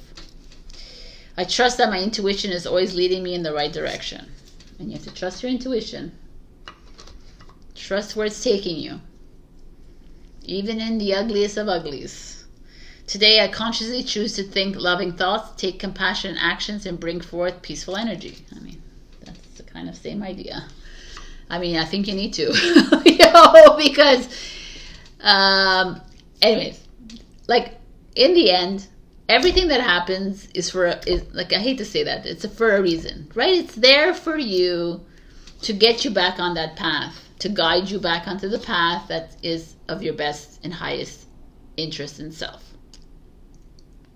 And this is showing up these Five of Swords in reverse is showing up to show you that, you know, this is all a mirror, like it to show you that this is not where you need to be. Like, you cannot stay. If you put yourself outside of the situation, would you, if you had to recommend this situation to a friend, would you stay if someone lied to you? You would tell your friend, no, you gotta get up and go, or you gotta like fix it, you gotta communicate, you gotta confront. You can't be staying around someone that is lying to you or like hiding from you. So, Leo. I've picked the angel answers. I'm going to give you 2 questions because you deserve that. So think of 2 questions. Pause your video. They're going to be yes, no's, and timing, or just advice. Leo. And that's on the floor. All right. Oh. What an interesting energy here. So your first one is look for a sign. And the second one is get more information. Both very evasive. Both very out there answers. So I'm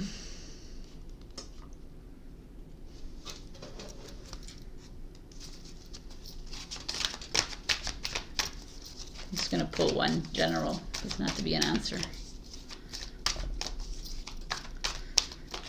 I like these two answers almost feel like you're afraid to know the answer.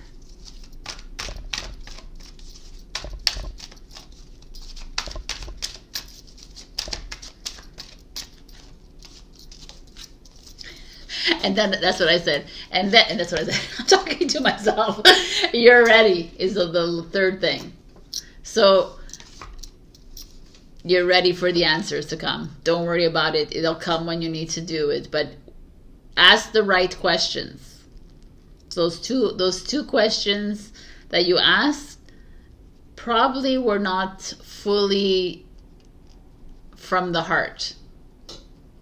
They could have been from the heart. I'm not taking that away from you, but maybe you kind of were expecting the answer. I know what I'm saying, so I understand. I hope you understand what I'm saying. Okay, this was deep. This is very big. You might have to digest this for a while, but it came up for a reason, so trust it. And this is a perfect time to heal your mother wounds, your father wounds, or partner wounds, whatever this is. But I do feel there's a confrontation that needs to happen for you. You're needing to face this imbalance that has occurred in your life, whichever way it is for you. All right, my beautiful Leo. You can always book a session with me and we can go further deep into this one, man.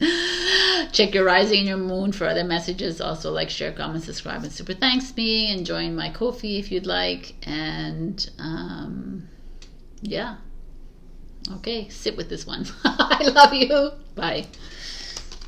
Hello, my beautiful Virgo. We got ritual healing connection, heart chakra, which is you got a 16 card, which is usually the Tower card, which is kind of beautiful. I mean, this is a Tower moment when your heart is open. I'm going to read the book, what it has to say. Beautiful message. And here it goes. As you intimately connect with others and dance lightly with life, you will feel your heart expand. You will understand that you do not really need much, and yet you will also desire to experience more and be more. This is a natural creative state. The healing connections you are ready to open up to will be partnered with interdependency and non-attachment to outcome. Your heart will become courageous, and you will be the first to be friendly and smile openly without doubt or fear. You have a growing capacity to elevate everyone you meet, to make the most out of every situation, also communicate gracefully and talk less. Talk less. You are becoming more confident as you practice projecting unconditional love, compassion, and gratitude. Your radiant presence and heart-centered connection with the world is healing your past, aligning you with your creative destiny, and liberating future generations. Well done. You are progressing beautifully. Enjoy your journey and the new connections that are coming to you. You are a beautiful soul. Bless you. I also got like, enjoy just being yourself in the moment, right? That's what this card is. This is feeling like there's something coming outside of you. It's unconditional. It's love. It's no more expectations. No more putting attachments. You know, like attachment to outcomes. Trusting that the heart is opening up for a reason. Very beautiful energy. And it's green, like your color. So we have the Ten of Swords. I love this Ten of Swords. It's exactly, but it's more fashion. I love it. She has 10 swords in her back. And that's an energy of you overcoming grief, sadness, this weight of like not loving yourself, you know, some stress, something that's been heavy, the burden that you've been holding on to, like you know, like you not trusting yourself, you low self-esteem, you know, you've hit a little snag in the road where you're feeling, you know, you're super glam here, but a little part of you, like in the back of you, is feeling a little bit lesser than. But this is at the end of that. Like some of you have gone through maybe a little bit of a breakup or a down period in your life. You know, there's no money, there's no this, there's no this. You're feeling like you're at an impasse with the Ten of Swords. This is a Gemini energy. And the Queen of Cups is Cancer. Love it. Look at her. She's beautiful. The Queen of Cups comes in, which is Cancer energy or Scorpio Pisces, and it's an energy of emotional maturity and love. It's embracing yourself and like embracing every part of you. Your emotions, your mental, your physical, loving all of you and being open and like to receive others as well. So maybe some of you, oh, this could be interesting. The Queen of Cups comes in a lot as a mother energy. Some of you have had a really bad relationship with your mother in the past or now, or with a woman in your life. Could be a friend or a sister or, you know, partner, or someone in your life that you have high esteem for, a mentor who's helping you through this. That could be that too. Who's helping you see the light, who's helping you see past these like lower moments of your life. Let's see. Your challenge is the Tower. 16. Interesting. The Tower is your challenge.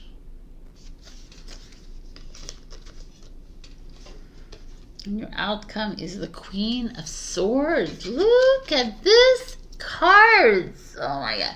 This is Scorpio. This is Libra. This is big. So look at all the cards. The Ten of Swords, the Queen of Swords. The Queen of Swords is about communication, about expressing yourself honestly, truthfully. Not expressing yourself in love and compassion. No, she's not about that. I mean, she is a loving human, of course. But she's more about you being unapologetically truthful. And you triggering a lot of people because of it. So when I look at the 4 cards together, I feel like you're at a place in your life where you're kind of done with you're done with the same old. You're always overthinking. You're always in this rut. You're always come to this place of like, you keep hitting that same wall, that same blockage every single time. And the Queen of Cups is almost like, just give it love and share love with it and show love. And the Tower is like, no more of that. This is so interesting. No more of you covering up your grievances, your pain, your suffering, your victimhood, all this pity, or your hate, your grief, all of these challenges that you're experiencing. It's not. It's more than just covering it up with compassion and love. Right? It's because it's my mother. It's because it's my sister. It's because of my husband. It's because of my partner. It's because she's my boss, or he's this, and you're like just. The Queen of Cups can get to that place in her life where she is just all about love and light, the Queen of Cups, and maybe doesn't want to see the bad. And the Tower is like, boom, no. Things that we can't live in this la-la land anymore, Virgo. It's not possible. You're needing to get really truthful with yourself. What do you want? Where do you want to be in your relationship? Where do you want to be with your children?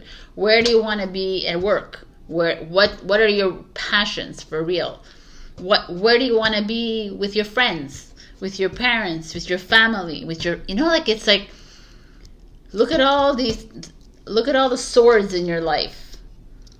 Why are you allowing people to keep that that sword in your back?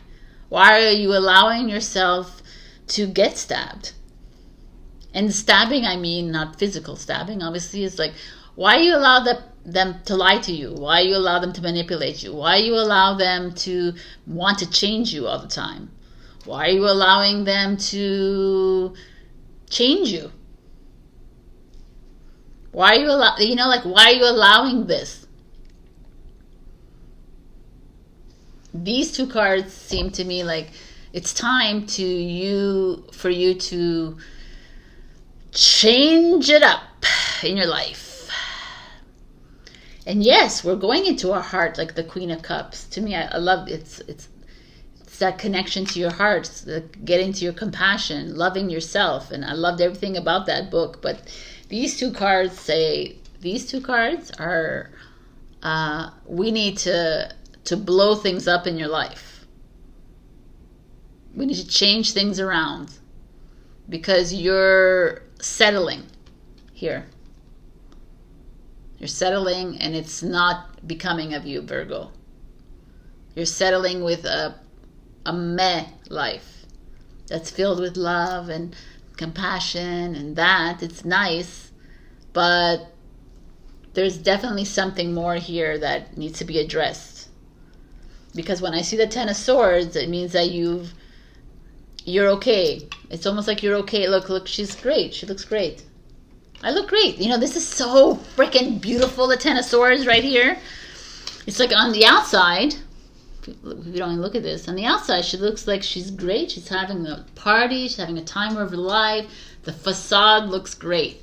Meanwhile, she's carrying the lies, the cheat, the grief, the sadness, the anxiety, the stress, in the back.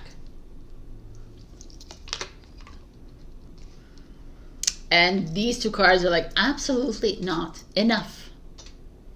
And like kind of loving the Queen of Swords here. She's like, pick up your sword. First, let's slit your dress open and show some leg here. Let's get vulnerable, surrender, let's get real. Let's really get real. Let's get to your heart level, real. Like, everyone thinks that getting to your heart is like loving, and getting to your heart is like getting to the raw of your soul. And like I always say, your soul is not like all the emotions. Your soul is very raw. It's very Queen of Swords, your soul, your heart. It's like, yes, no, let's do this. Come on. Like, who do you think you are? Where, like, you'll know it. And as soon as you start releasing those swords from you, OMG. This reading to me is, it's time to take one sword out or all of the swords out, please. You have been a loving, kind, generous soul to everyone, compassionate to everyone in your life. But there's more to that. And it's about you fully... And I almost want to say, Virgo, what's showing up is that you're kind of hiding behind the Queen of Cups. Because for you to be raw means that the world's going to see you a little... They're not going to be very pleased with you. The world, your partner, your friends, your kids, whatever it is. They're not going to be like... They're going to be like, uh-oh. And your people pleasing will kick in and say, oh, no, I got to go back to this, and I'm just going to hold it on. It's okay. Sabrina doesn't know what she's talking about. I'm just going to keep the swords inside me. And the Queen of Swords, absolutely not. Let's go Taurus. Let's go Virgo. Let's get out of this perpetual state of sameness.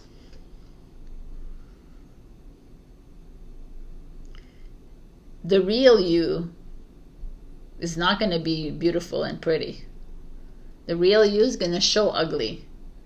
It's going to show as raw and real. And that's who you are. So let's get to the heart of who you are. On another note, there could be changes here within your relationship with the Tower. There could be changes within your work. But there's a lot of women in your life that are maybe causing a lot of change within your, that are causing a lot of grief for you. That could be your mother, your friends, sisters. But it's not only that, because there is the divine feminine energy here. There is just you holding on tightly, excuse me, to other people's drama, and you're still carrying that with you. So you're extraordinary, like you know, I hope. There's a wild and impetuous uniqueness to you that deserves to be honored, which I totally agree. This is exactly what we're talking about. That's the Queen of Swords. There's a part of you that needs to unleash the crazy and the wild inside you. And stop being so caring and, you know, oh, Virgo, they're so nice and so great and they're this and they're that. And I can rely on them. They're very supportive. Meanwhile, you're carrying a lot of this on your back. Grounded. Hilarious. Many of the most evolved beings on Earth are regular folks, living with joy, dignity, and courage. Yes, courage. Takes a lot of courage to show this off to everybody. To express yourself to everybody. Say, hey, I'm not happy with this. I don't like this. This is not working for me. I want to do this. This is what I want to do. Oh my God, what are you doing that? The Queen of Swords, I really don't care what you think. This is me falling into my shoes for once in my life. Following my heart. Following your heart doesn't mean that it's going to be always light and love. I need you to understand that. Your heart is your soul. Your soul knows where you need to be. And your soul knows that you will trigger everyone in your life to get to where you need to be. And that's just the way it is. And own it. I am committed to bringing forth my greatness. I will no longer play small. Boom. Totally. This is the card of the week. This is you playing small. This is you allowing others to take advantage of you almost. To play on your weaknesses. You allowing others to, you're not allowing others to fully express themselves either, because you're not doing it too. There's that. There has to be like an exchange. Anyways, I have the Angel Answers card. So pick a question, think about it, pause. I'm coming with the answer. Wow. This answer is reconsider. So whatever your question was, think about it again. Reconsider whatever it is that you need to, whatever it was. Reconsidering means thinking of another avenue, thinking of another direction. You know, her sword of truth is facing downwards and hers is facing upwards. So now it's time to consider your truth. All right, my beautiful Virgo. Thank you so much to Elize for being a Ko-fi member. You can support me on a monthly basis. Oh, that's what's going on. Check your rising and your moon for other messages. Also like, share, comment, subscribe, and super thanks me if you can. And check out my website as well for holiday gift giving. Love you. Bye. Hello, my beautiful Libra. We got 15, the gift of gratitude. It's beautiful energy here, card. The gift of gratitude shows up and it's like, it's time to thank you for being you. It's time to thank everyone in your life for being themselves. You know, it's gratitude. I've been talking about this very much in the other signs. The more grateful you are for everything in your life, whether it's good or bad, you know, or happy or sad. Gratitude to the sad, gratitude to the bad, gratitude to the wrong, all of that changes your direction in life. And this is something that we don't do. We don't do this practice of being grateful for that blockage, grateful for that trigger, grateful for the trauma that comes up, the wounding, the depression, and we are only grateful for all the good things. It's like a funny thing, right? And these are polarities that work. They work together. They're like the magnet, you know. But if you're loving both, then you find your neutrality. So, sorry, I'm getting to the point. Gratitude for all is what brings love. It's what brings abundance. It's what brings freedom, happiness, purity, joy, you know, all of that, calmness, serenity. So can you move into gratitude, in the first one being you? Loving it. All right, so your first card is the Four of Cups. The Four of Cups is a Cancer energy, but let's look at this card. Four Cups, she's leisurely having a picnic here with her 3 cups up and 1 cup coming in on a cloud. What this means usually is that everything is seemingly really good in your life, but you are not seeing it as good. You're seeing it as a bit bleak. You know, you're challenged by it, even though everything seems to be in working order around you. And the divine is like, hey, I'm bringing you the 4th cup because you deserve it, because you are worthy, because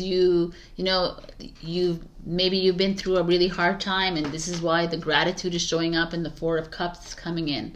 It's like it's time to turn that love and gratitude to yourself. Loving it this. Okay. And I like this tree because it's blessings. Wow. Okay. 3 of Swords. The 3 of Swords. The 3 of Swords is the Libra energy. Look at this 3 of Swords. She's holding on to that heart of hers, and there's a cloud on top of her head. She's wearing a great gown, but the 3 of Swords is pain, suffering, it's wounds, it's trauma, It's all of it. It's a breakup. It's not really seeing the glass half empty. It's feeling of, I don't know, there's a lot of pain here. There's a lot of sadness. The Four of Cups and the Three of Swords together feels the same. This one has a little bit more hope because it's green. The tree, I mean, this has this hope too because it's a cloud. It's just passing through, right? It rains, doesn't rain all the time. It's just coming in and coming out. The idea of these two cards together, I would say though, that Libra, some of you are in a very low period of your life right now. You're feeling a low energy. Maybe some old hurts are coming up to haunt you in a way, which are not never to haunt you, you know that. And there's a lot of insecurity showing up here. There is feelings of unworthiness. Tired, you know. I'm tired of like continuously doing all of this work, and it always ends up in heartbreak. You know, I'm always trying hard here. I know that you are, Libra, and this is you. So it's interesting. So let's just see. Nine of Cups is your challenge. Nine of Cups is happiness, fulfillment, reward. But, so this isn't, I'm going to look at all the cards. Because, wow, the Eight of Swords is your outcome. Look at her, a little bit bondage here. So, Eight of Swords is Gemini. This is Pisces. What we're seeing here, we're seeing here some self-defeatist talk. I see here some of you tired. Self-sabotage, a lot of you're only seeing gray ahead of you. Even though the green is around you, you're not seeing it that much. There's a resistance to happiness, a resistance to, you're holding on, you're wanting to hold on a little bit to the grief. You're wanting to hold on to this, and you're like, I don't want to hold on to this. Like a lot of us do, because it's safe and it's comfortable. Like the Eight of Swords, if you look at her, she is wearing, how does this show here? She's tied up, but you see that it's very loose. The ropes are loose around her. And all she needs to do is just like flinch her wrists and they're off. So the Eight of Swords is telling me that I feel tired for you. And I love that the gratitude card has shown up here, because the gratitude card is asking you to, can you be grateful for this moment in your life? Can you love the tears that roll down your cheeks? You know, can you love the fear that's coming up here? Can you, some of you are not feeling that you can be happy anymore. Like, this is a long time. This is like when I look at the Four of Cups, I just feel like it's something that it's a recurring situation in your life. Perhaps it could be within your relationships, could be within your family, could be within your jobs. Whatever the situation is something that is a pattern that keeps showing up over and over again here, and you're back there again. So you have to come back and back. This is what's going on here. So this is a little deep for you. You're in a never-ending loop where you find yourself unhappy. You know, like you're happy here, but you're not so happy. You're insecure. You're remaining in a situation just because it's comfortable. You're staying in a situation because you fear the next steps. You don't want to get out of the comfort zone. The comfort zone is kind of comfortable here for you. It's okay to be in grief. It's okay to feel jealous. It's okay to be envious. It's okay to feel, and it's really not. Right? You're taking away your own happiness. You're playing small. You're giving away your power to someone else, to your emotions, to your mental thought. All this is your thought patterns. Your thought is winning over you. And this card comes in and says, can we change the storyline? Can we change the narrative here? The narrative wants to come in and say, hey, yeah, you're feeling insecure. Yeah, you're feeling shitty right now. Yeah, you're feeling low on energy. Yeah, you're in a relationship that is continuously like it's great, and then it's not, and it's up, and then it's down. It could be with a parent. It could be with your children. It could be with whoever it is. It doesn't always have to be with a romantic partner. Can you see this as the blessing? Can you see that you're just you're creating this bondage? That all you need to do is change your train of thought. All you need to do is like, hey, where is my happiness in all this? Why am I choosing to be sad? Why am I choosing to live in this pain? The pain is comfortable? Hell yeah.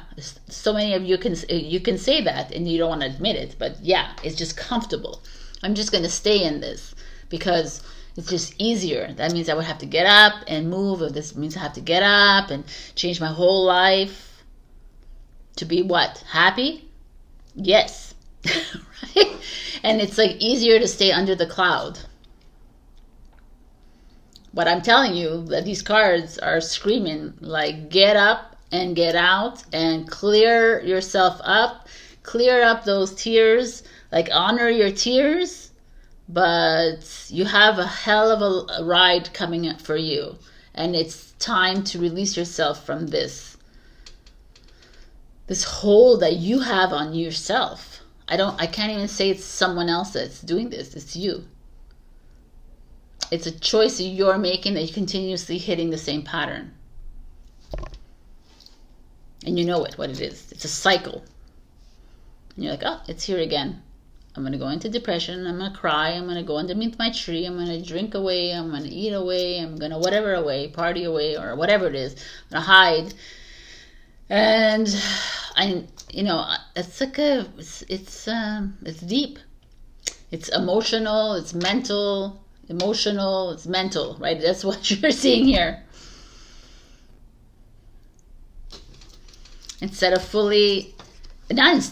But try honoring your sadness. Try honoring every part of this journey, even if it's not going the way you want it to be. Honor it, but also take action. Because to me, like, being aware of this and sitting in it, you're aware that it's not as you envisioned in your life. You're aware that there's more to it, and the divine is even saying, hey, there's another path to take, or there's another choice to make here. Like, why are you like holding on to this old? This is like, wow. Okay, your advice card is expansiveness. Eternity is far more creative than the rigid, constrained, and exhausted ego. 1000%. I mean, at this point, this is what this is.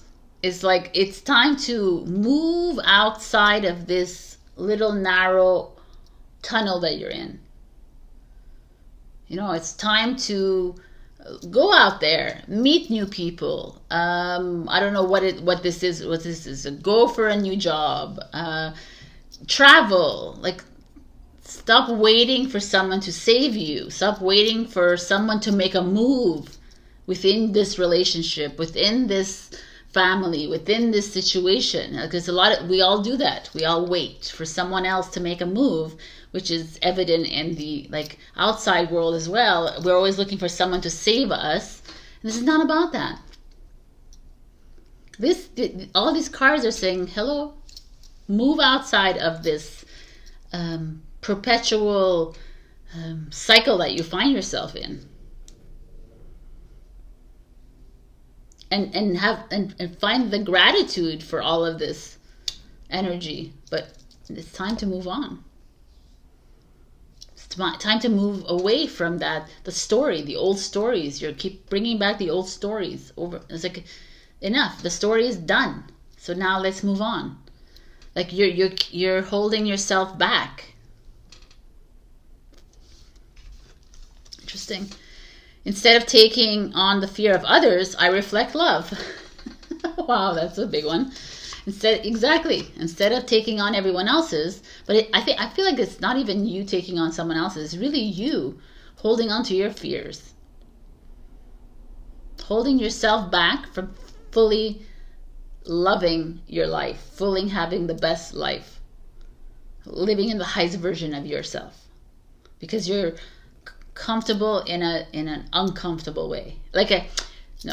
Because uncomfortable is good, but you're comfortable in a comfort zone way, which is a little detrimental to you, because it's a never-ending loop of sadness, insecurity, low self-esteem, low unworthiness. And it's like, it's you that needs to snap out of this. It's safe to slow down, relax, and let go. Let it all go, people. Let it go, Libra. I can't even explain to you how this is not only a Libra thing, because it's an everyone thing.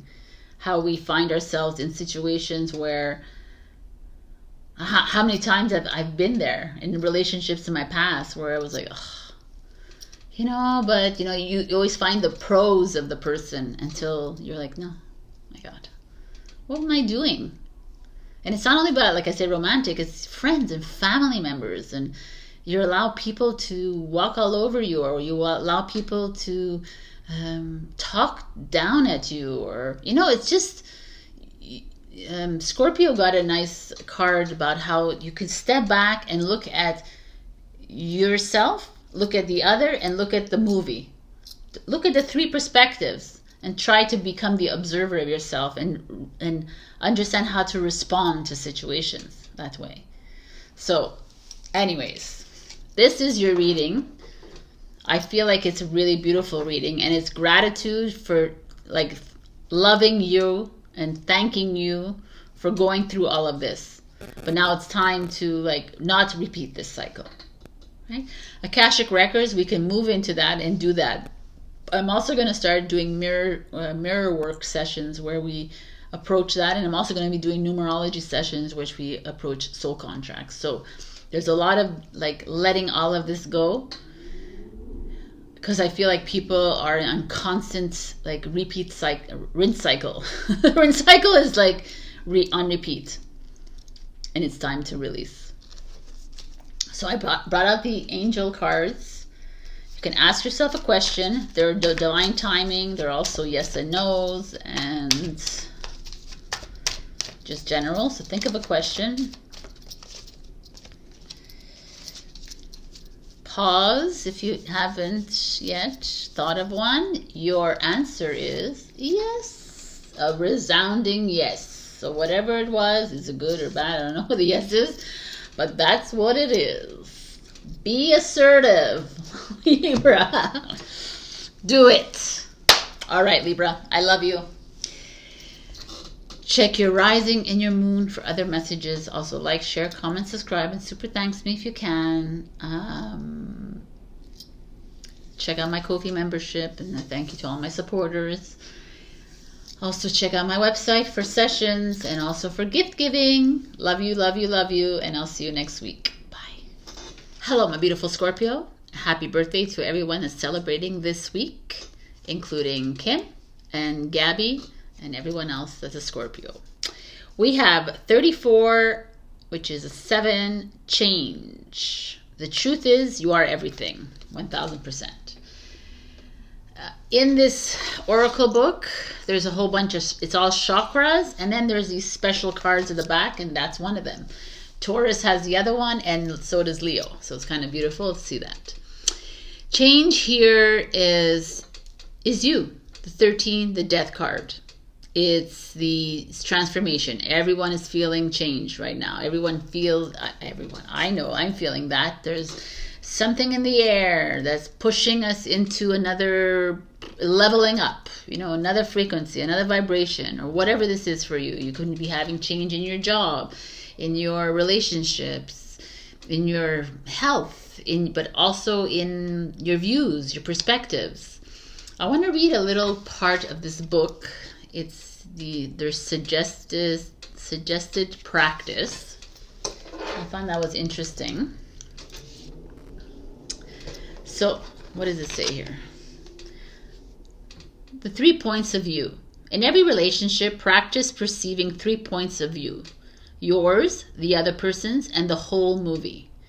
Continue this practice, and as you improve, you will be able to stretch your mind willingly to toggle between the 3 aspects of perception.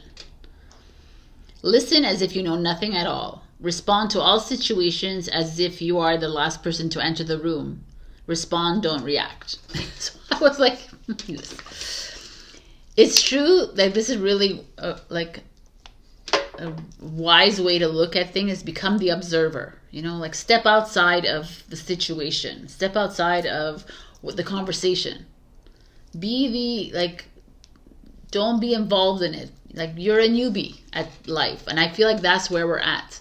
We're in this process of change because we're moving into an unknown and moving away from something that we already know, the whole movie. I like this because there's also, it's like, check your blind spots. You know, we move through this journey and then little things keep coming back. You know, it's keep returning. It's because we're not fully clearing them. And it's okay. And the blind spots have to be kind of cleared. But this is the journey. Where are you limiting yourself? Where are you not fully moving like into the best and highest version of self? You know, you know these things, but looking at it in, like, as the you and the other and the whole movie, it's kind of an interesting way to look at things. So let's look at what is going on with you, my beautiful Scorpions. We have the 6 of Wands, which is pretty amazing. It feels victorious and happy. You feel like you're in a great place in your life. Maybe you have you're happy with your job. Maybe you're happy in your love life. This is something that's been long coming. You know, the 5 of Wands right before is an energy of conflict, and this is a resolution, right? This is you enabling yourself and moving forward. And although I find it interesting that she's looking back at her victory wreath, that 6 of Wands energy always has that feeling of, did I really win? Am I really, like, in the right place at the right time right now? The 6 of Wands is a Leo energy. So let's just look at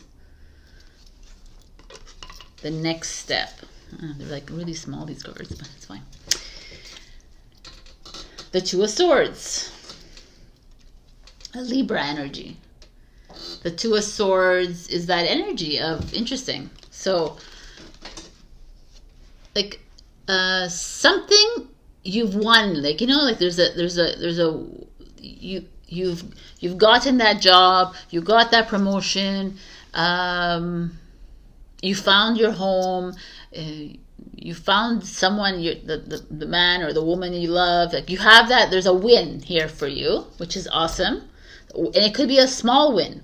It could be someone, the 6 of Wands is also someone validating you, putting you up on the pedestal, admiring you. You have that kind of energy. You know, the 6 of Wands, the Leo energy is like approval, that kind of energy. And then the 2 of Swords, I feel you're at a crossroads, right? You're like, is this really what I want? Or is there something more that I want in my life?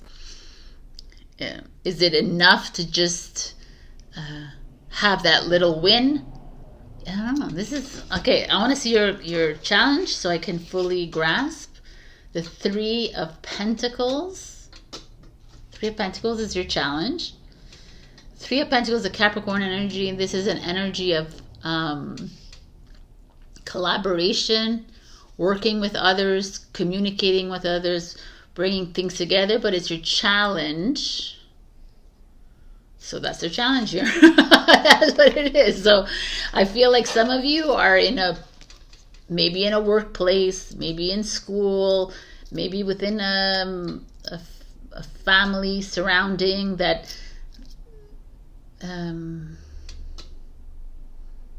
there's admiration for your work, but still there's a disconnect when it comes to working together.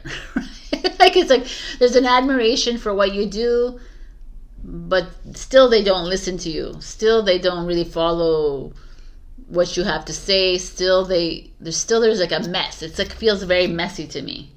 Feels like there's a miscommunication. Still there's inability to like you're not satisfied. Interesting.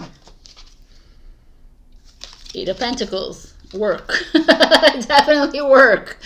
So that's a Virgo, Capricorn, Libra, Leo. This is an energy. This is very interesting for those of you who do work, or so those of you are like working with others. That could be family and friends, or it could be in school, like you're doing projects together, and there's the 6 of Wands is a need for constant validation, right? So a little part of you, Scorpio, is like, can you just see what I just did for you? Like, can you just like acknowledge it? That I spent all these hours. Can you acknowledge that that is that feeling?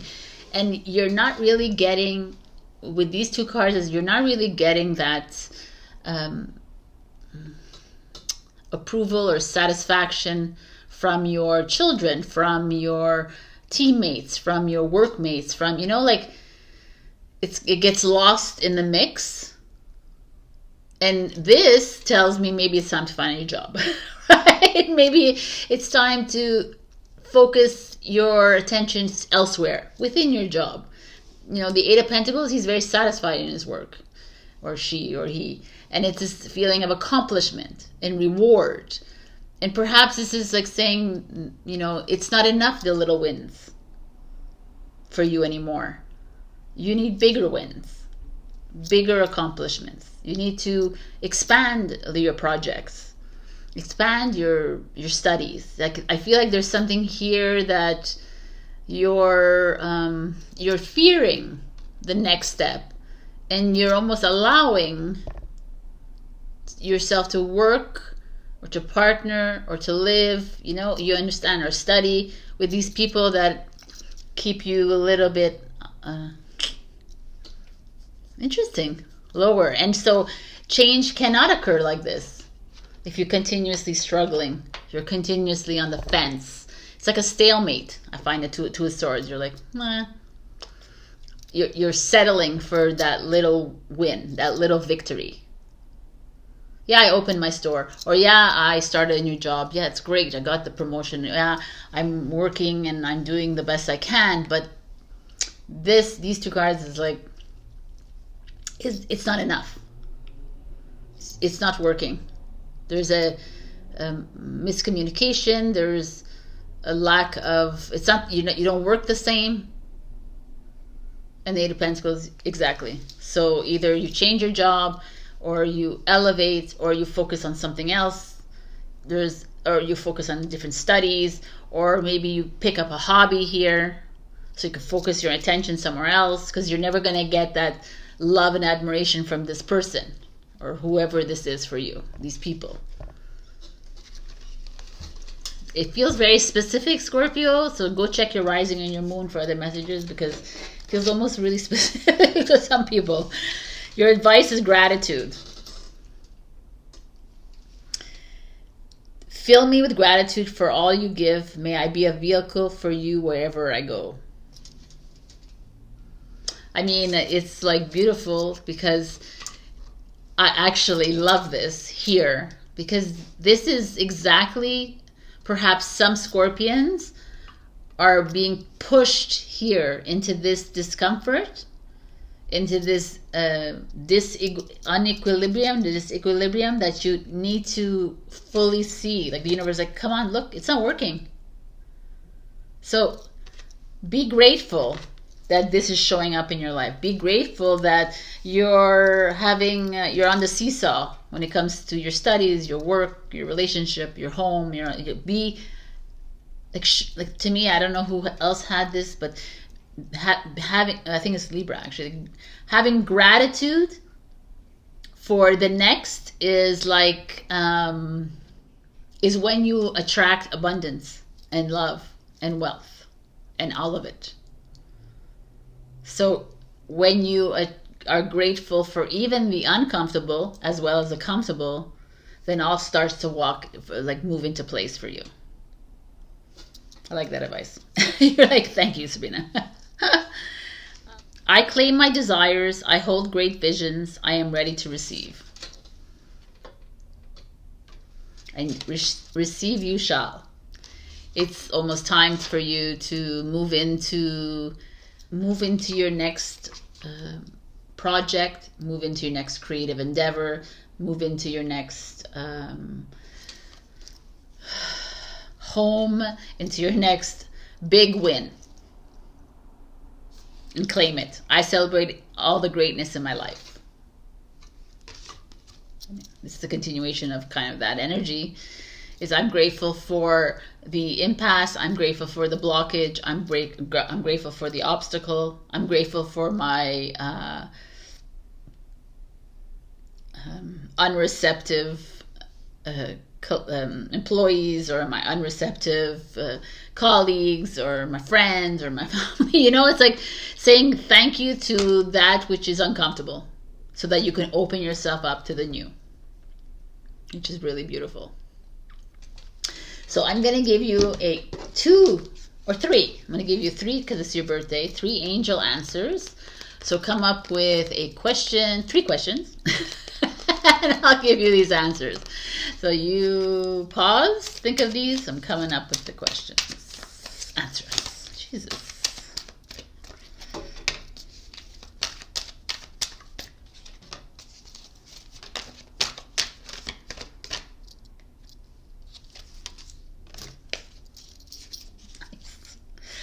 All right, my beautifuls. So answer number 1 is success.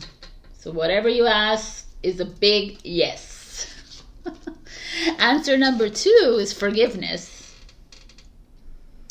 So to me, whatever you ask, you need to do some work. You need to clear. You need to forgive yourself. You need to forgive that person. You need to move into a clearing of sorts to then receive. And number 3 is always welcome abundance. So if it was a yes or no, it's a big yes. If it's love, it's a big yes. If it's money, it's a big yes. All right, my beautiful Scorpio. I hope that you enjoyed this reading. It was a pretty impressive reading, although there is some, we're all going through this. We're all like moving through these weird energies, and they're going to show up at work, and they're going to show up at school, they're going to show up in your home, and they're going to show up everywhere that you are. So this is a time to actually be open to the obstacles in front of you, and to stand back and look at it in your perspective and their perspective and in the whole movie's perspective. So I kind of love that. All right, my beautiful, I love you. I already said that. Like, share, comment, subscribe, super thanks me. Also, thank you to Katie for being an amazing Ko-fi member. If you'd like to be like Katie and support me on a monthly basis, you can click the link below. And also check my website for holiday gift giving. I love you, and I'll see you next week. Bye. Hello, my beautiful Sagittarius. We got the gift of command. You have 19, which is the Sun card. 1 + 9 is 10. 1 is a new beginning. It's also the throat chakra. It's interesting. It's yellow, though. Anyways, here you go. Beautiful. I'm going to read the card. So, having command of your thoughts is the most effective way to face your life and excel. When you hold positive vibrations, you also attract them. Positive words and sounds are very powerful tools for realizing prosperity. This card indicates guidance to focus on learning, to truly master all of your communications. It's time for you to feel and acknowledge the power of all spoken words, including the seed sounds, mantras, and chanting. Find the courage in your heart to speak honestly with love and to become more sensitive to the way sound shifts energy and what is manifested as a result of these sounds.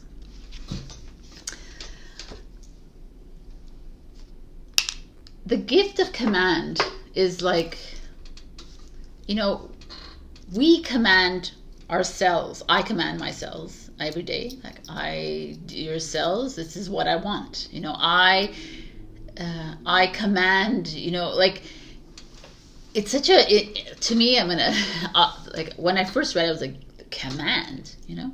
Command is like a dictator. It almost feels like the commands, right? So the commandments, restriction. But this is speaking authentically. How authentic are you when you're speaking to yourself and to others? And the most detrimental one is the way we speak to ourselves, right? Is everything you say that comes out here or is thought in here becomes like your ego listens to it, your heart listens to it, your soul, your avatar is listening to it. It's power in words and sound.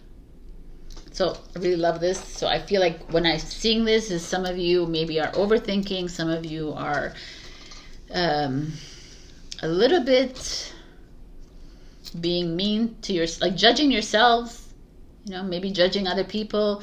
We always have to be careful, you know, when we're gossiping and we're talking bad about other people.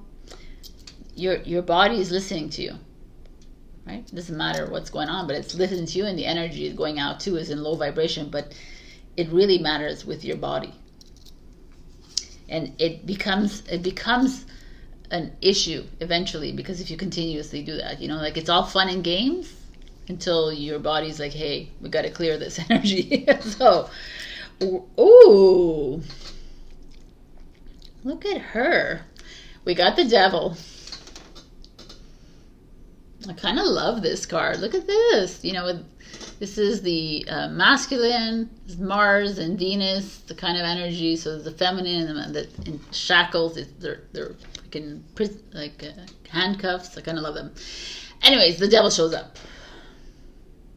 So right there with this command, the gift of command is like, how are you speaking to yourselves?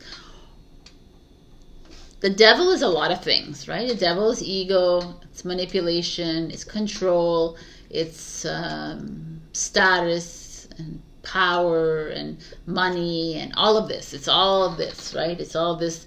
It's also owning up to your bad side, your weakness, your evil. And why am I saying this? Because, again, I've talked about this in other people. We live in a polarized world. Good, evil. Why is good? Like, we don't know good until we are evil.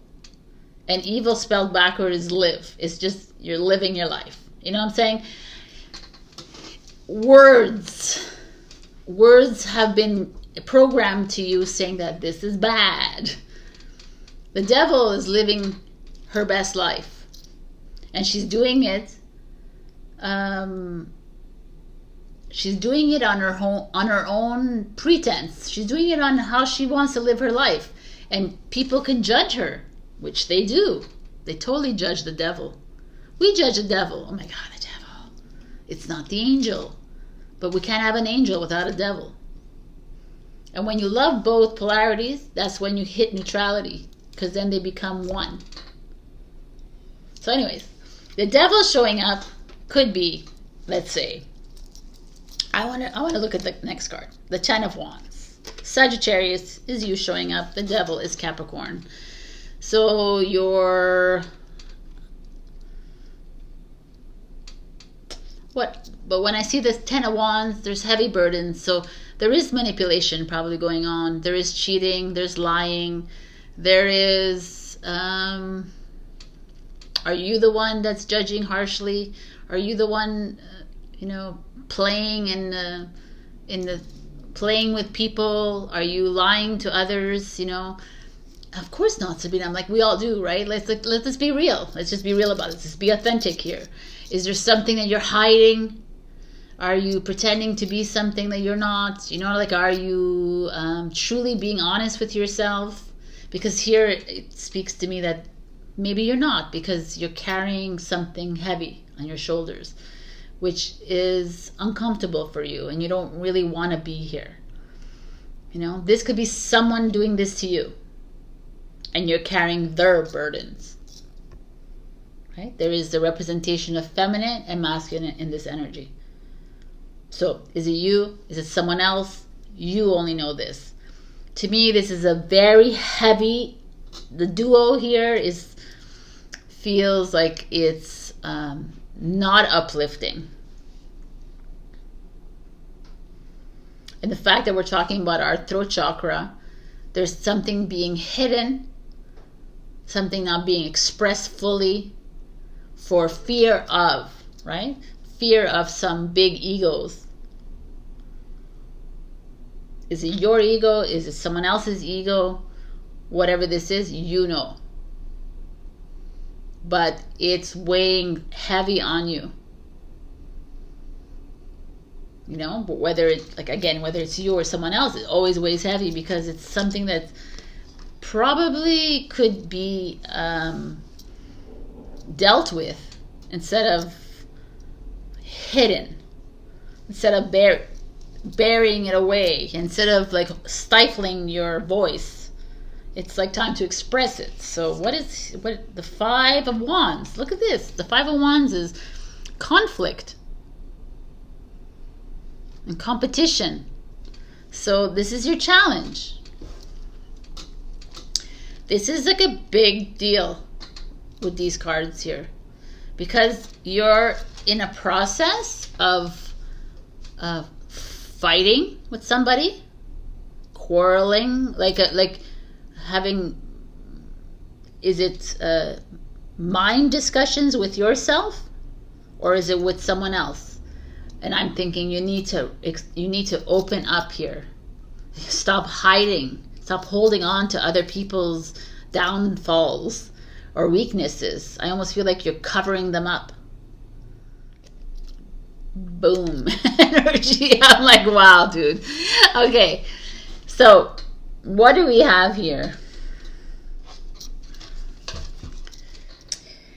I keep thinking of The Devil Wears Prada when I see this thing.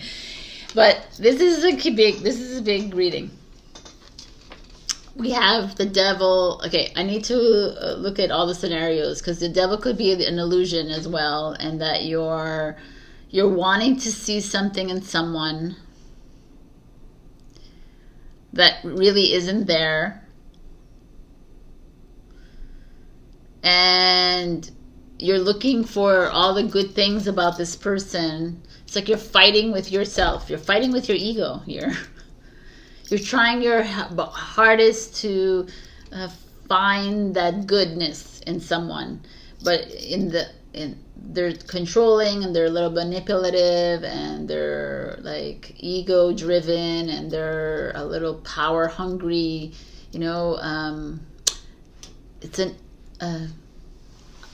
It's an uncomfortable energy for me to read this to you, because I don't know if that's someone else in your life, or it's you, not wanting to really see the truth of someone with the 3 cards here. And you're battling with yourself. You're like, ugh, you don't really want to see it, but the universe is like, you need to see this. You can't be carrying this. You can't be you can't be doing this to yourself. You need to express yourself. You need to speak up. Even if this is you need to wake up in this illusion. It's it's a detriment to you. And your outcome card is the Empress card. which is boom energy, right? It's Taurus Libra energy. It's like, we're not falling for this crap anymore. The Empress is very comfortable in her skin. The Queen of all queens. She doesn't take no shit from anybody. She ain't, and I like that she's looking. She's looking at everything, and she's like, I have control of my life. I have control of my heart. I'm here to full on give nurturing and love and everything to you, but you better darn well give it back to me. I have no problem speaking my truth. I have no problem speaking love either, but I also have no problem telling you to take the next door, right? That's what's coming up, and I kind of love it. And it's almost, let's embrace this Empress energy, Saggy. No more playing on the seesaw anymore. No more like being, I'm not sure, I don't know. No more hiding. No more of that. It's time to get real. Empress, Taurus, Libra. It's time to get really real with yourself and within these relationships of yours. And it's time to speak up and express yourself fully. There's some of you even moving into projects, some of you moving into like owning your own business and really stepping up here. There could be like could be business here too, like conflicts within your business, partnerships, egos. I deserve this. I want this. I am better than you. This, there could be that a lot of that happening here, and you're just carrying it on you and saying, okay, that's fine. But you're conflicted with yourself, and it's time to stand in your power here. And it's time to express yourself with no holds barred. No more hiding. So, anyways, I was all over I was all over, but because I need to give you as many scenarios as I can see here, and there's a lot of inner battles here with yourself, and there's also fighting with other people. Because you're not being fully honest with yourself, and the Empress is like, it's time to like fully express yourself to whoever the devil is in your life. Because the devil also is that energy of, everything is great, and it's also a facade energy of like money, wealth, all the good things, the traits, all of that. But it's evident that it's not important to you as much, and it's like, I want something more concrete. And you fall in love with that money, well, all of that. But at one point with yourself, you're like, no, I need love. And I need this, and I need to express it. So your advice is intuition. Each person's road to the inner Lord is extraordinary and personal. How liberating to listen inside and sense moment to moment what's needed. I mean, intuition is everything here. Listen to what your heart is saying, and listen to I feel like some of you are hiding below you're not fully being honest with yourself about someone in your life, and your Empress is showing up, and your Emperor, if you're a man watching, is showing up and saying, it's time to get real. Because it's fun and dandy when it's all tra la la, but it's when push, like when shove comes to push comes to shove. Oh my God, it's time. So your next advice cards are: I celebrate my progress, awareness, not perfection is the goal. Exactly. Oh my God, this is amazing. It's not about perfection. It's about just fully expressing what you want. I feel like Gemini got this energy too. Someone did, but Cancer maybe. My greatest experience of freedom comes when I let go of what others think of me. big one right here. And that's everybody in this friggin' zodiac signs, because we care too much about what others think of us. And when we do that, we're not able to be ourselves. We're not able to, we fall under the devil's spell. You know, we fall under that. The angel, the devil spell, whatever that is. We fall under other people's needs and wants. This is what my partner wants. This is what everybody else wants. But what is it you want? And that's this whole theme here. It's coming down to you, Saggy. The gift of command. The gift of voice. The gift of truth. So, Saggy, I have the angel answers. Think of a question and I'll come up with the answer. And that's the answer. Interesting. It's very specific, so I'll give you another one. Okay, so you have one question that is timing, and that's what I'm going to give you. It's the timing question. I'm going to give you this answer. The timing answer is not the right time, whatever that means for you. The first card that came out was improving health. So if you're on if you're sick, or if you're on a low energy, things are gonna start looking up for you. All right, my beautiful Saggy, this is what I have for you. Check your rising and your moon for other messages. Also, like, share, comment, subscribe, and super thanks me. And check out my Ko-fi to support me on a monthly basis. But also, you can check out my website. You can book a session with me, or what else? Gift giving. I'm sorry, I'm really tired. I love you, and I'll see you next week. Bye. Hello, my beautiful Capricorn. We got number 6, flow with life, sacral chakra. I think I want to read from the book because it had something nice to say to you. Number 6.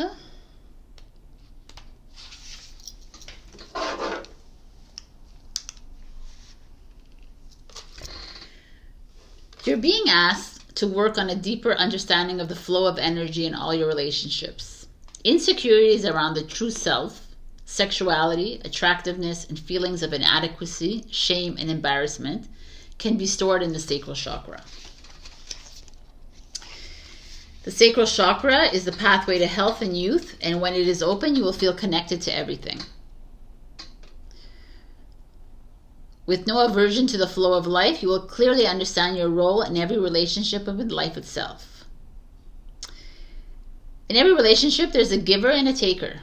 This is fixed and has to do with each individual's field. Neither one is superior or better than the other. It is a universal law. If you think about yourself in relationships as a mountain, sometimes you are the larger mountain and sometimes the smaller. Energy always flows like a river downstream from the largest mountain on the path of least resistance. To create successful relationships, observation is the key to understanding your role. As a giver, the more you give, the more you will get. The greater your experiences and the more fulfilled you will feel. As a taker, when you open to drawing forth and fully receiving energy meant for you, the more you can create and then give in return to those downstream from you. I love this. I love the way what she wrote, because to me, it's like as humanity, a lot of us are programmed to be givers. Humanity is programmed to be give your energy, give your health, give your everything to everybody, give your money, give everything. And receiving is the toughest thing for all of us. You know, some of us do it, and great. Receiving is the divine feminine energy. Giving is the divine masculine energy. But both are necessary, right? Hence the divine masculine energy and the feminine energy within a union. Whether you're 2 men, 2 women, a woman and a man, doesn't matter, because there's always those 2 energies coming in. And that's the flow of life. So instead of always being one and one, it's like open this up. So let us see what's happening for you, my beautiful Capricorn. We have the Queen of Pentacles. We open it up with you, honey, as the Queen of Pentacles. I mean, the fact that you're showing up here with you holding a coin in your hand and you're all dressed in a garden, you're all dressed in green, is very positive to me, because it's showing you up as being abundant and secure in yourself.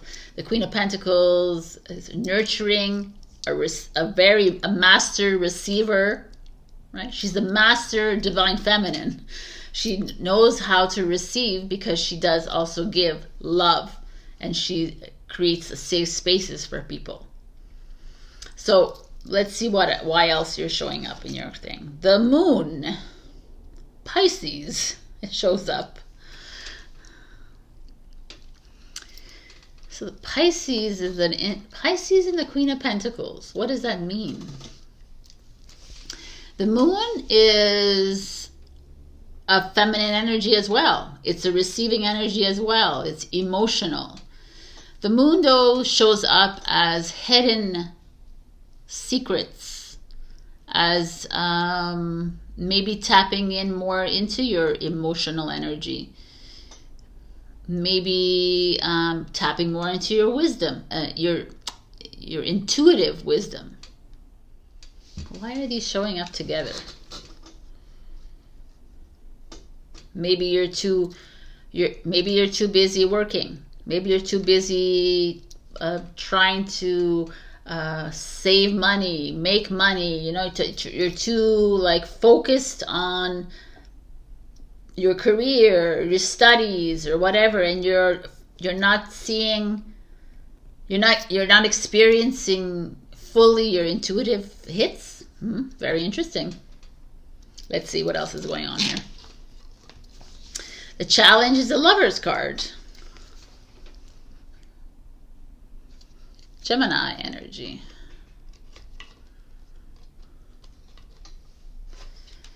You're out. I'm going to just look at everything. The outcome is the Knight of Swords, which is another Gemini energy. Okay, let's look at all this. What's the flow of life here happening for you? Here we are. You start off this... I feel like you start off this reading really strong with you as a Queen of Pentacles, right? You're showing up in this reading saying, I'm the boss. You know, I'm in charge of my life. I know what I want. And I almost feel like you're a giver more than a taker, you know, in this energy. Even though Capricorn is a feminine sign, I still feel Capricorn has that masculine energy of you. And it's just that take charge kind of personality that doesn't matter if you walk all over me, I'm still gonna give you, right? I'm gonna give you my energy, I'm gonna give you my time, I'm gonna give you. And the Moon is like, yeah, I'll take it, no problem, I'll take it. And I don't know if this is a relationship here, because the Lover is showing up here. I feel like perhaps you have given too much of your energy into a relationship, and that that is not, and with the Moon card here, is not really going to go anywhere. Interesting, Capricorn. I feel like you're not truly listening to your instinct here. You're not listening to your heart. You're blinded by the light of the Moon, right? You're blinded by the facade. And it is showing up here as the Lovers. You're almost blinded. You don't even, Lovers is a choice card as well. It's also a harmony card. You're choosing, I hate to say this, it's not every Capricorn, but you're choosing the facade over the depth. And it's not your fault. It's almost like it's the illusion. The Moon could be the illusion as well. It's like it seems all pretty, it seems all great, but it probably won't end up really well for you. It won't make you happy. You know, there's a lot of different things coming out in the cards here, because it's also could be you giving, receiving, yet the Lovers in reverse as an imbalance, and you're not you're still unable to find the balance, the flow is not here in this Lovers card. I have to say, like, I feel like some of you are giving a little bit too much of your time and energy to someone who is gladly receiving from you, but is unable to give back to you, right? Which is affecting your self-esteem, which affects your confidence level, which is the same thing, which affects your self-love. It affects everything. And is it only a romantic? No. This could be a parent-child. This could be a friends. These could be colleagues. Whatever it is. It's more than colleagues, but it could be colleagues. It could be a lot of other things. But it's an important relationship within you. And it's usually a very, like, I want to say divine feminine energy, like you're a feminine, but I feel like there's a balance here. There could be a masculine and a feminine energy here. It's like very clear as day. It's almost like specifically made for somebody. Some of you out there, Capricorns, that are giving way too much of your energy. You see, like you're very confident in your ways of how you are, and it's lovely. I love that about you, Capricorn, that you are you own up to yourself, but there's someone that could be playing you, whether in romance, whether in work, whether in school, wherever, and your little spidey senses are a bit clouded with this moon. It's like an eclipse is happening here because the Lover's here is showing me that there's like you're not seeing, and it's making you feel even bad about it. And the Knight of Swords shows up, and it's this energy of okay, let's get on the next train. Let's skedaddle out of here. Knight of Swords is a fast energy. It's like speak up, communicate. Don't get rattled by this. Get up and let's move into the next. That's the feeling here. That's the flow. You see the beautiful flow of the flag, the knight in shining armor. There could be a knight in shining armor coming your way. That's going to change everything. You know, you're going to be like, oh, what was I thinking? That could be someone new coming into your life. That's going to change your whole perspective, and you're going to see past this eclipse, right? You pass the illusion. That could be that. It doesn't have to be a romantic, doesn't have to be. It could be just someone in your life that's like helping you take off the veil of this. Because to me, the moon, I always think of a veil. And the Knight of Swords, like, let's go. Let's go quickly. This could be you going traveling to get away from this, to just clear your minds. That's like a recommendation. Or owning it. You know, like being clear about yourself. Being clear with yourself and say, you know what? As I look back, I ain't taking this anymore. This is not who I am. I need to flow with my life. I love this, actually. Feels right for you. Capricorn. Liberation. Boom is the advice. The doubts and fears will still come up. You don't believe anymore that they're you. 1000%. The doubts and fears will always come up.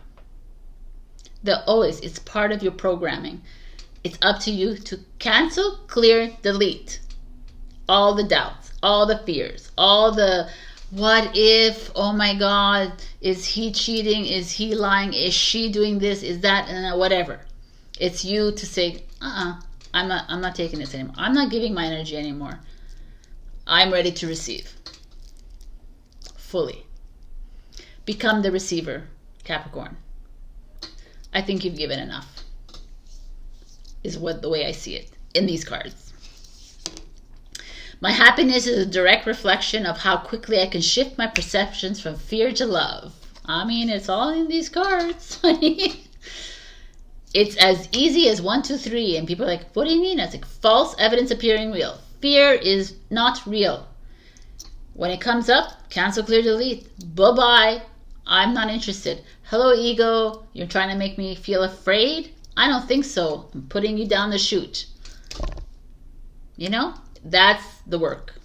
But my kindness is a gift I bestow upon the world.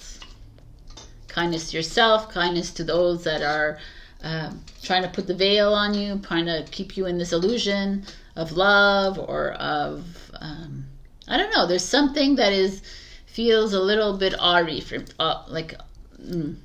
uneasy, which is stopping your flow. And it's okay, right? It's okay. It's okay to be there. It's okay to be like and say, yeah, I'm going to stand in this awareness right now. I'm going to release this. So I took angel answers. You can ask a question while I shuffle.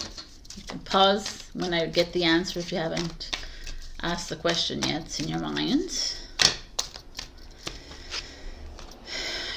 Your answer is perfect timing. So whatever this is, awesome. It's a big yes.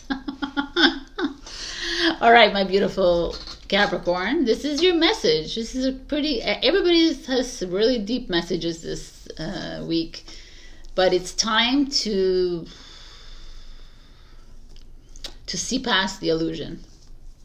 If it's not balanced, it's not harmonious, if it's always you giving everything and getting vampirized and getting drained of your energy, enough.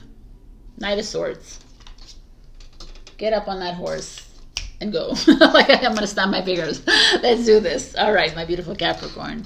Check your rising and your moon for other messages. Also, like, share, comment, subscribe, and super thanks me if you can. And check out my Ko-fi to support me on a monthly basis. Also, check out my website for gift giving ideas for the holidays. I love you, and I'll see you next week. Bye. Hello, my beautiful Aquarius. We got Soul Lesson, Surrender, Sacral Chakra. Boom. I want to read because I like what she has to say. It's a new oracle book, so it's kind of fun to read these messages. This is a message to open your heart more and surrender to the constant flow of new and infinite possibilities coming to you. By surrendering to the creative life force, you are unlocking a very powerful force within you. This force is unstoppable. It creates worlds, abundance, and life itself. You get to choose your attitude. You can choose to be open to trying new things, and you can be positively self-encouraging.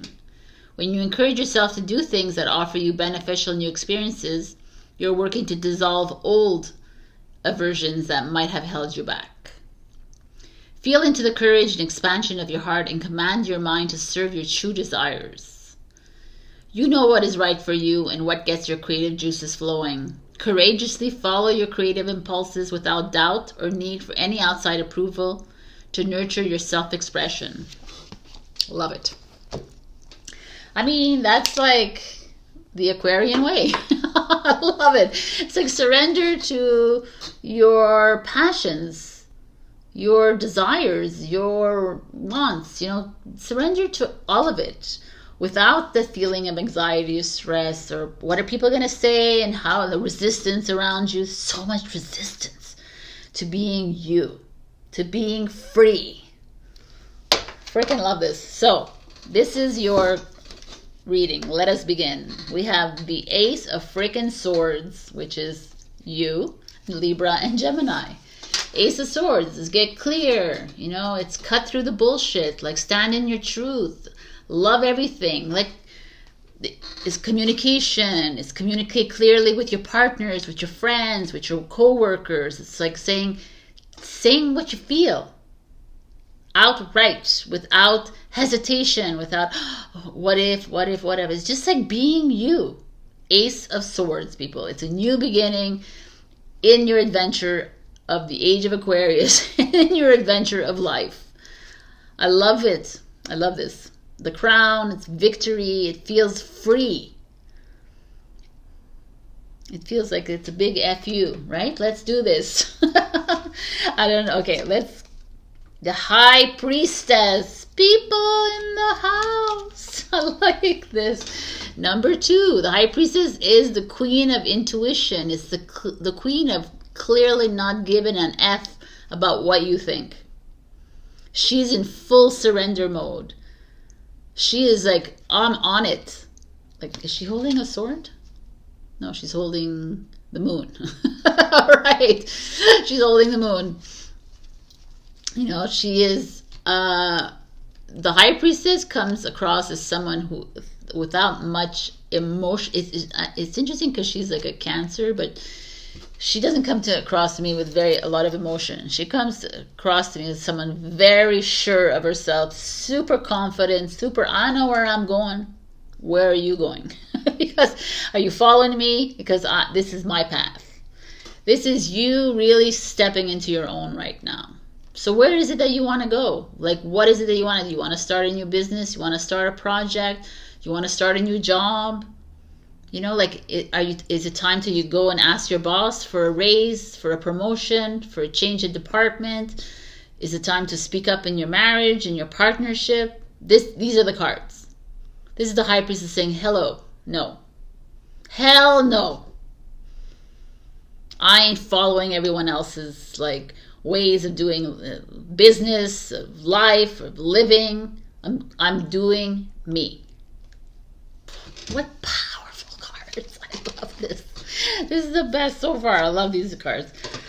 Oh, look at what happens here. You get a challenge with the Emperor, which is Aries, which is the father energy, which is a very divine masculine energy, even though it's a female on this card. But the Emperor is an energy of hierarchy, ego, manipulation, rigidity, structure, nothing that Aquarius understands. And the fact that it's showing up, it's like, wow, I love it. It's like you saying no to the man, right? It's saying no. And this could be some of you coming into conflict with your fathers, like the father figures in your life, with mentors in your life, with partners, you know, your siblings that are masculine energies, whatever, your teachers, your professors, financial, banks, government, whatever this is, the Emperor's institution. It's like, I love it. It's like the Age of Aquarius is right here in the cards. This is you, like, you know, leading a protest, you know, you standing up for your rights, you saying what you feel, saying what's on your mind, not giving a flying F about what this person or this institution or system has to say for you. It's you saying F to the system. Wow. That's full surrender mode.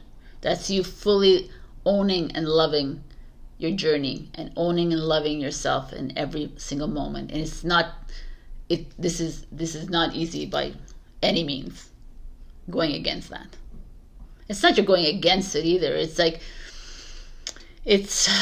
you're not holding back anymore.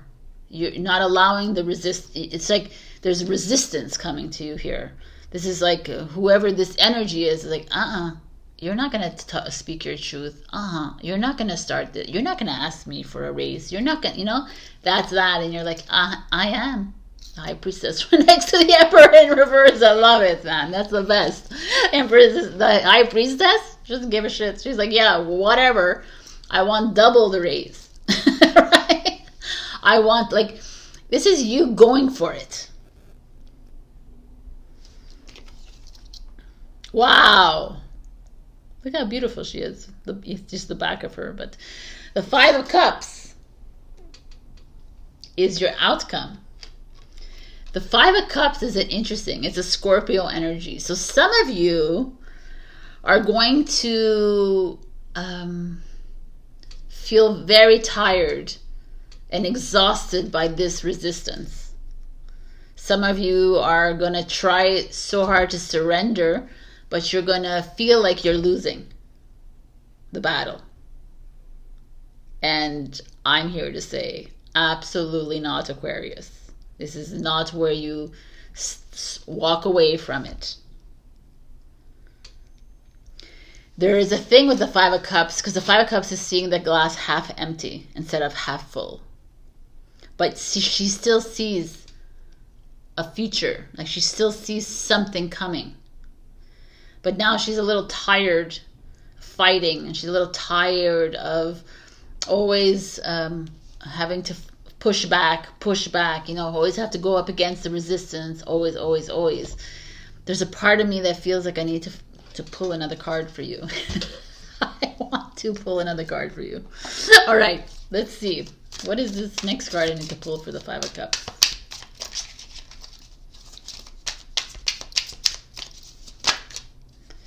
Oh my God, this card. I love it. I love that it showed up because it's exactly this. The Tower shows up. Hilarious. Yep.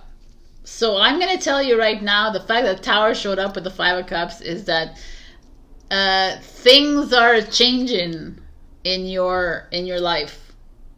It ain't going to be pretty. And things are going to start to crumble and collapse in your life. But because you're making the collapse happen. You're making things crumble in your life.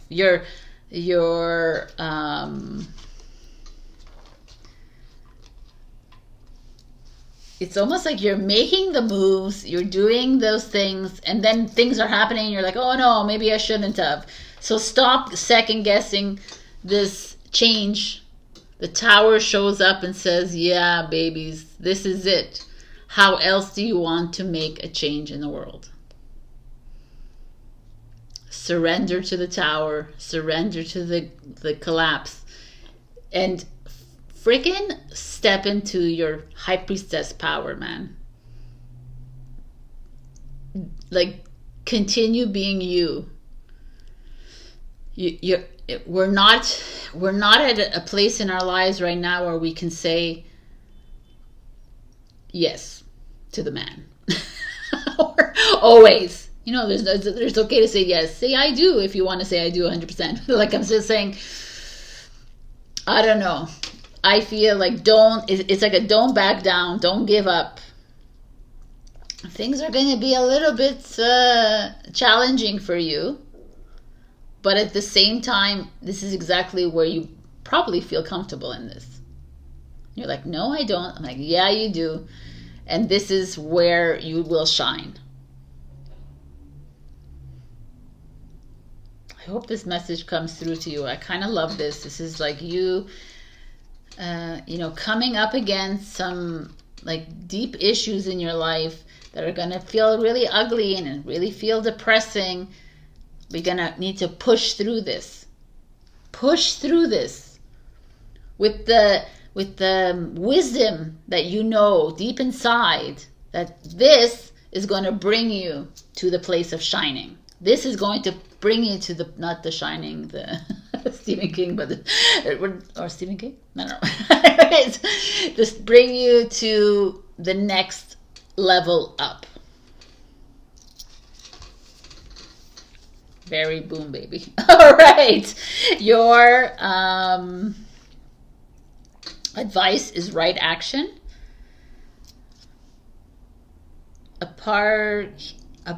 Aparigraha literally means let everything that wants to go, go.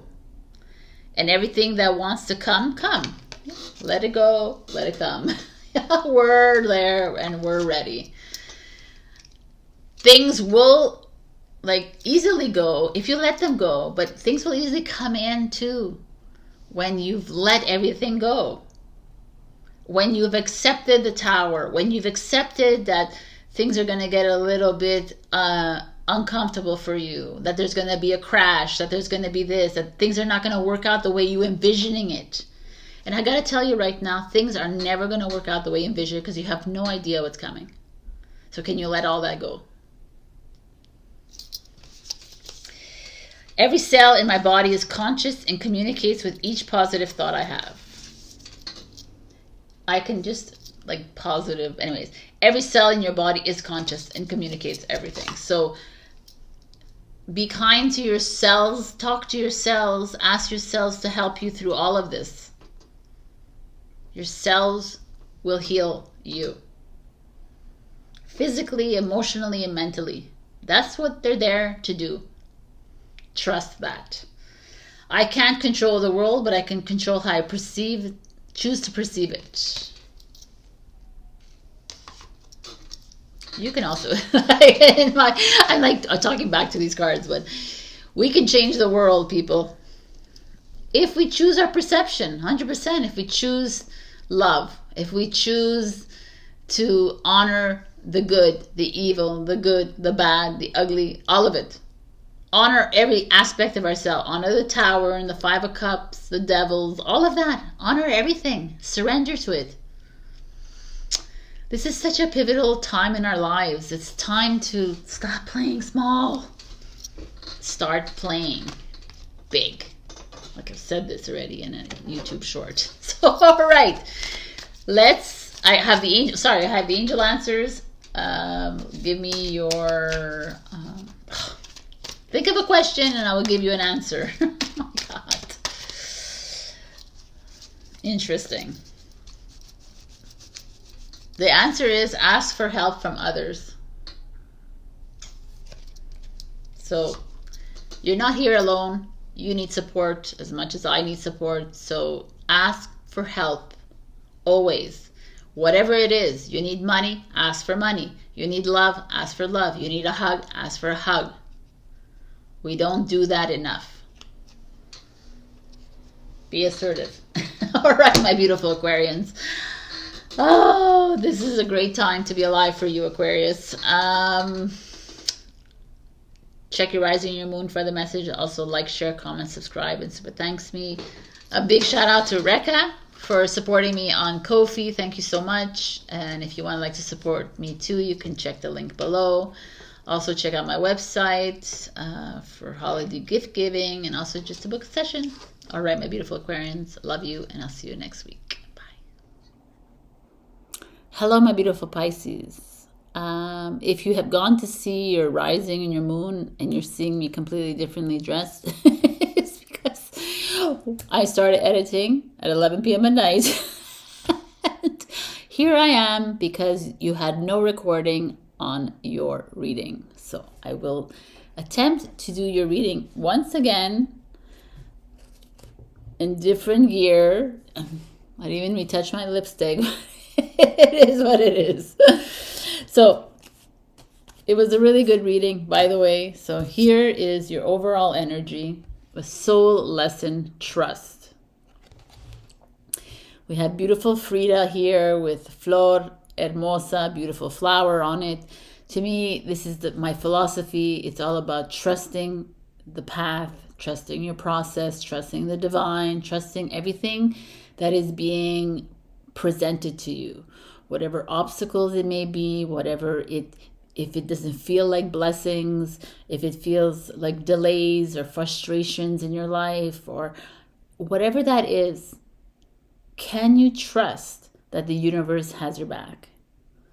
Like, can you trust that even if it feels bleak, even if it feels like it's going the wrong way, even if it feels like it's not in your vision board, can you trust that the universe knows, like your soul knows where you're going?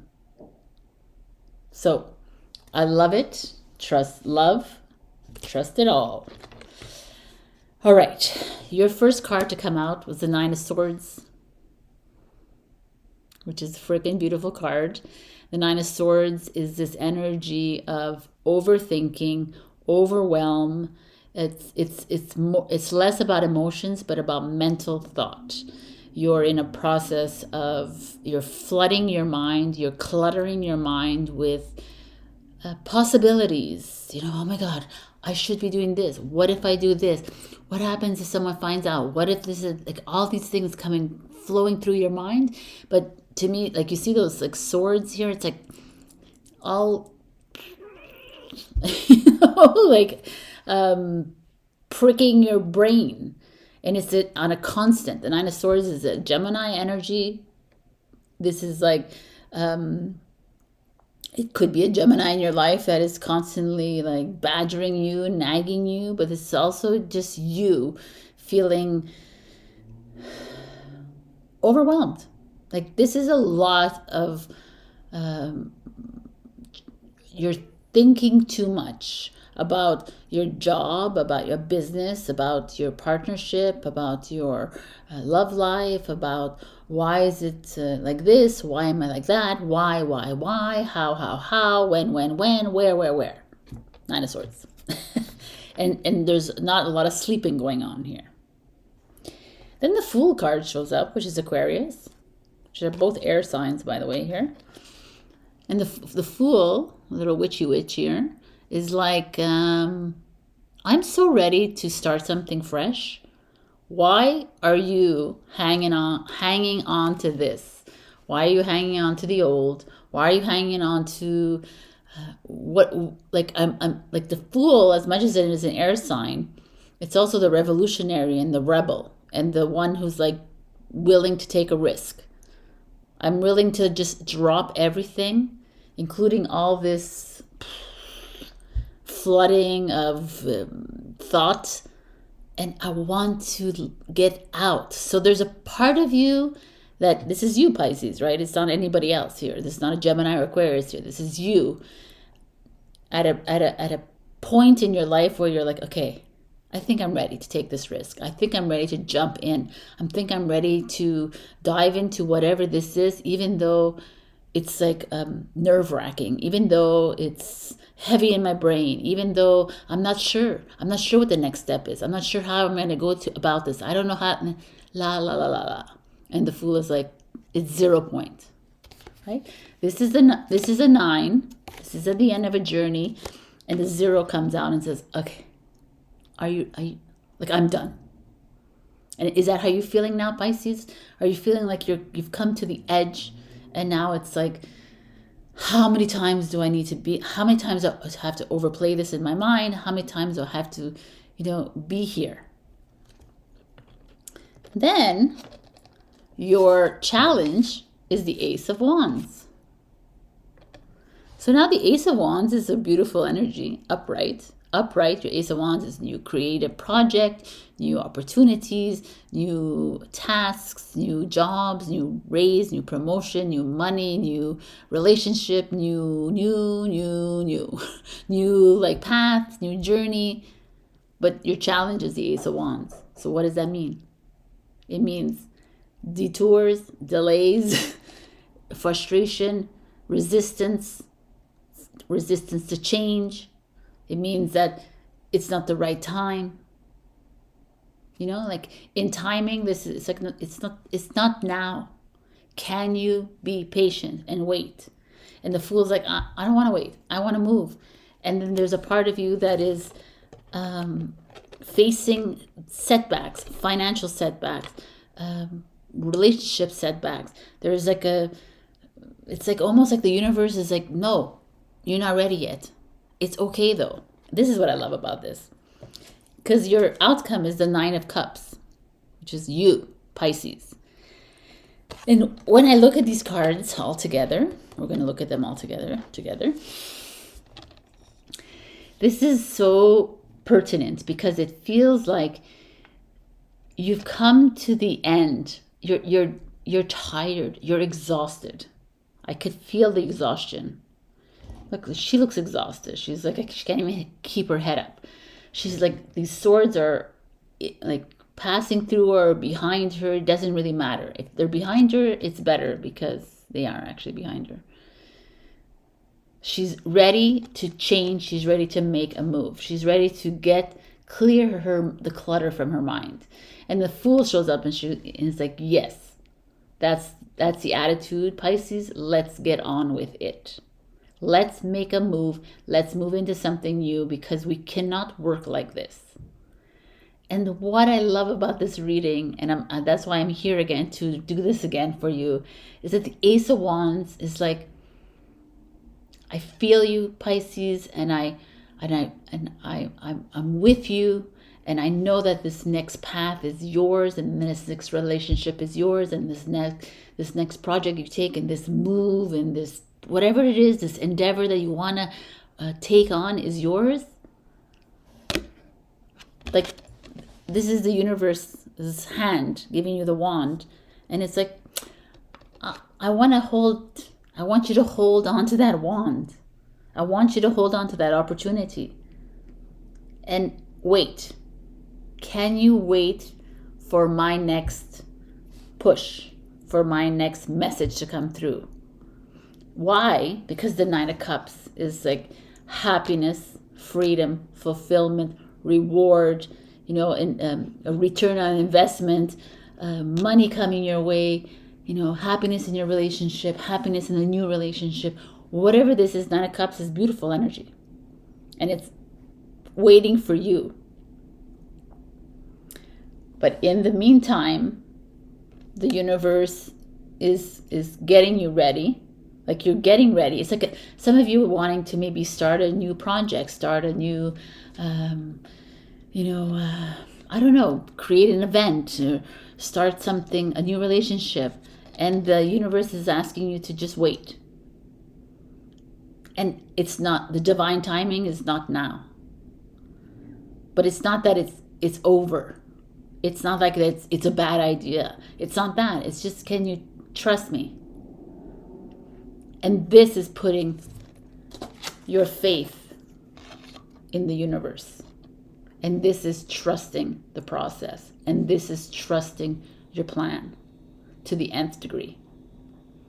So are you ready to wait and listen for the next move, for the next signs, for the next whatever it is? Because it's coming, but it's not now. And that's the message that came through, and I freaking had to share this with you because I feel like it's so beautiful. And the Nine of Cups is you, so it's February, March. And maybe the next opportunity coming for you is February, March. But don't hold me to that either, because the Ace of Wands is Sagittarius, which is November, December. That could be the blockage moment for you. That could be the moment where things make a change. That things have to detour for you to get back on track. So I took out the cards and this was the card that we picked for advice. You have flow, which is allow me, divine, to move with the flow and respond with calmness and peace. And that the flow to me is everything. I've picked new cards for you. You're going to get other cards. I didn't like the other advice cards. To me, the flow is trusting, is part of the trust, right? Flow is all about you allowing the energies to flow, come in when they're ready. A lot of times we are not ready because we want things to happen the way we see them. We envision things. We set our goals. This is how it should be, Sabrina. And the universe is like, it doesn't work like that. Sorry. But it's never worked like that. And even though you're like, well, things happen when I asked it to happen because the universe was in accordance with you at the time. But normally it happens when it's right for you. And if you push it, trust me, even if you get it, there will be a lesson. And I can. Hello, people. I'm looking at you like, trust the universe. First quarter moon in Aquarius. Trust the universe. That's the card that shows up for you. Like, can it be more synchronistic? And know your worth. I mean, seriously. If you know your worth, then you know. If you would know how much you know, you would freak out, right? And you don't need to know right now, right? If the remembrance is coming online. It's for you to trust that everything is going to start to work out in your divine timing. So I also pulled out angel answers. So think of a question, and I'm going to think of 2 questions, since you're here and I'm here with you. Think of 2 questions, and I'll give you 2 answers. First answer is already out. And second answer. So pause if you haven't thought of your question, but here's your first answer. It's a big yes. I love it, and I love it. This one has the sun and the moon in both hands. It's almost like a temperance card. Love it. Your second answer is a big fat no. So whatever you're asking for, honey, you got a yes and you got a no. No's are not always a bad thing, right? No, like the cards here are saying, your Ace of Wands in reverse. It's not saying that it's a bad thing. There could be resistance on your part, but I really feel like this is a delay. This is a time for you to rest, a time for you to to step back and allow the universe to flow in, and allow the universe to push you back on your path. But you're in a great place, except for the 9 of Swords, of course. You're in a little bit of a mental breakdown here, but so is everybody else. And I love the Fool. The Fool brings out that energy of that you have it in you to start something new, and you have it in you. You're ready to take that risk.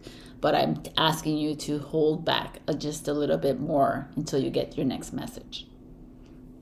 All right, my beautiful Pisces. Thank you for your patience, even though you didn't wait for this. But check out your rising and your moon for other messages. Also, like, share, comment, subscribe, and super thanks me. Check out my Ko-fi, and also check out my sessions. Maybe you can offer some gifts for holiday giving. That would be great.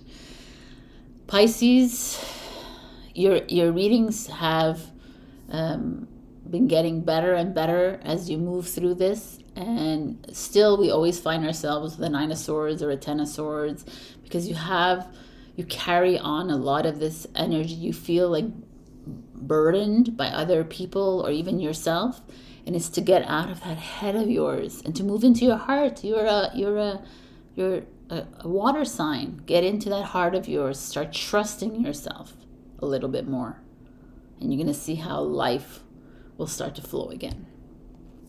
All right, my beautiful Pisces, I love you, and I'll see you next week.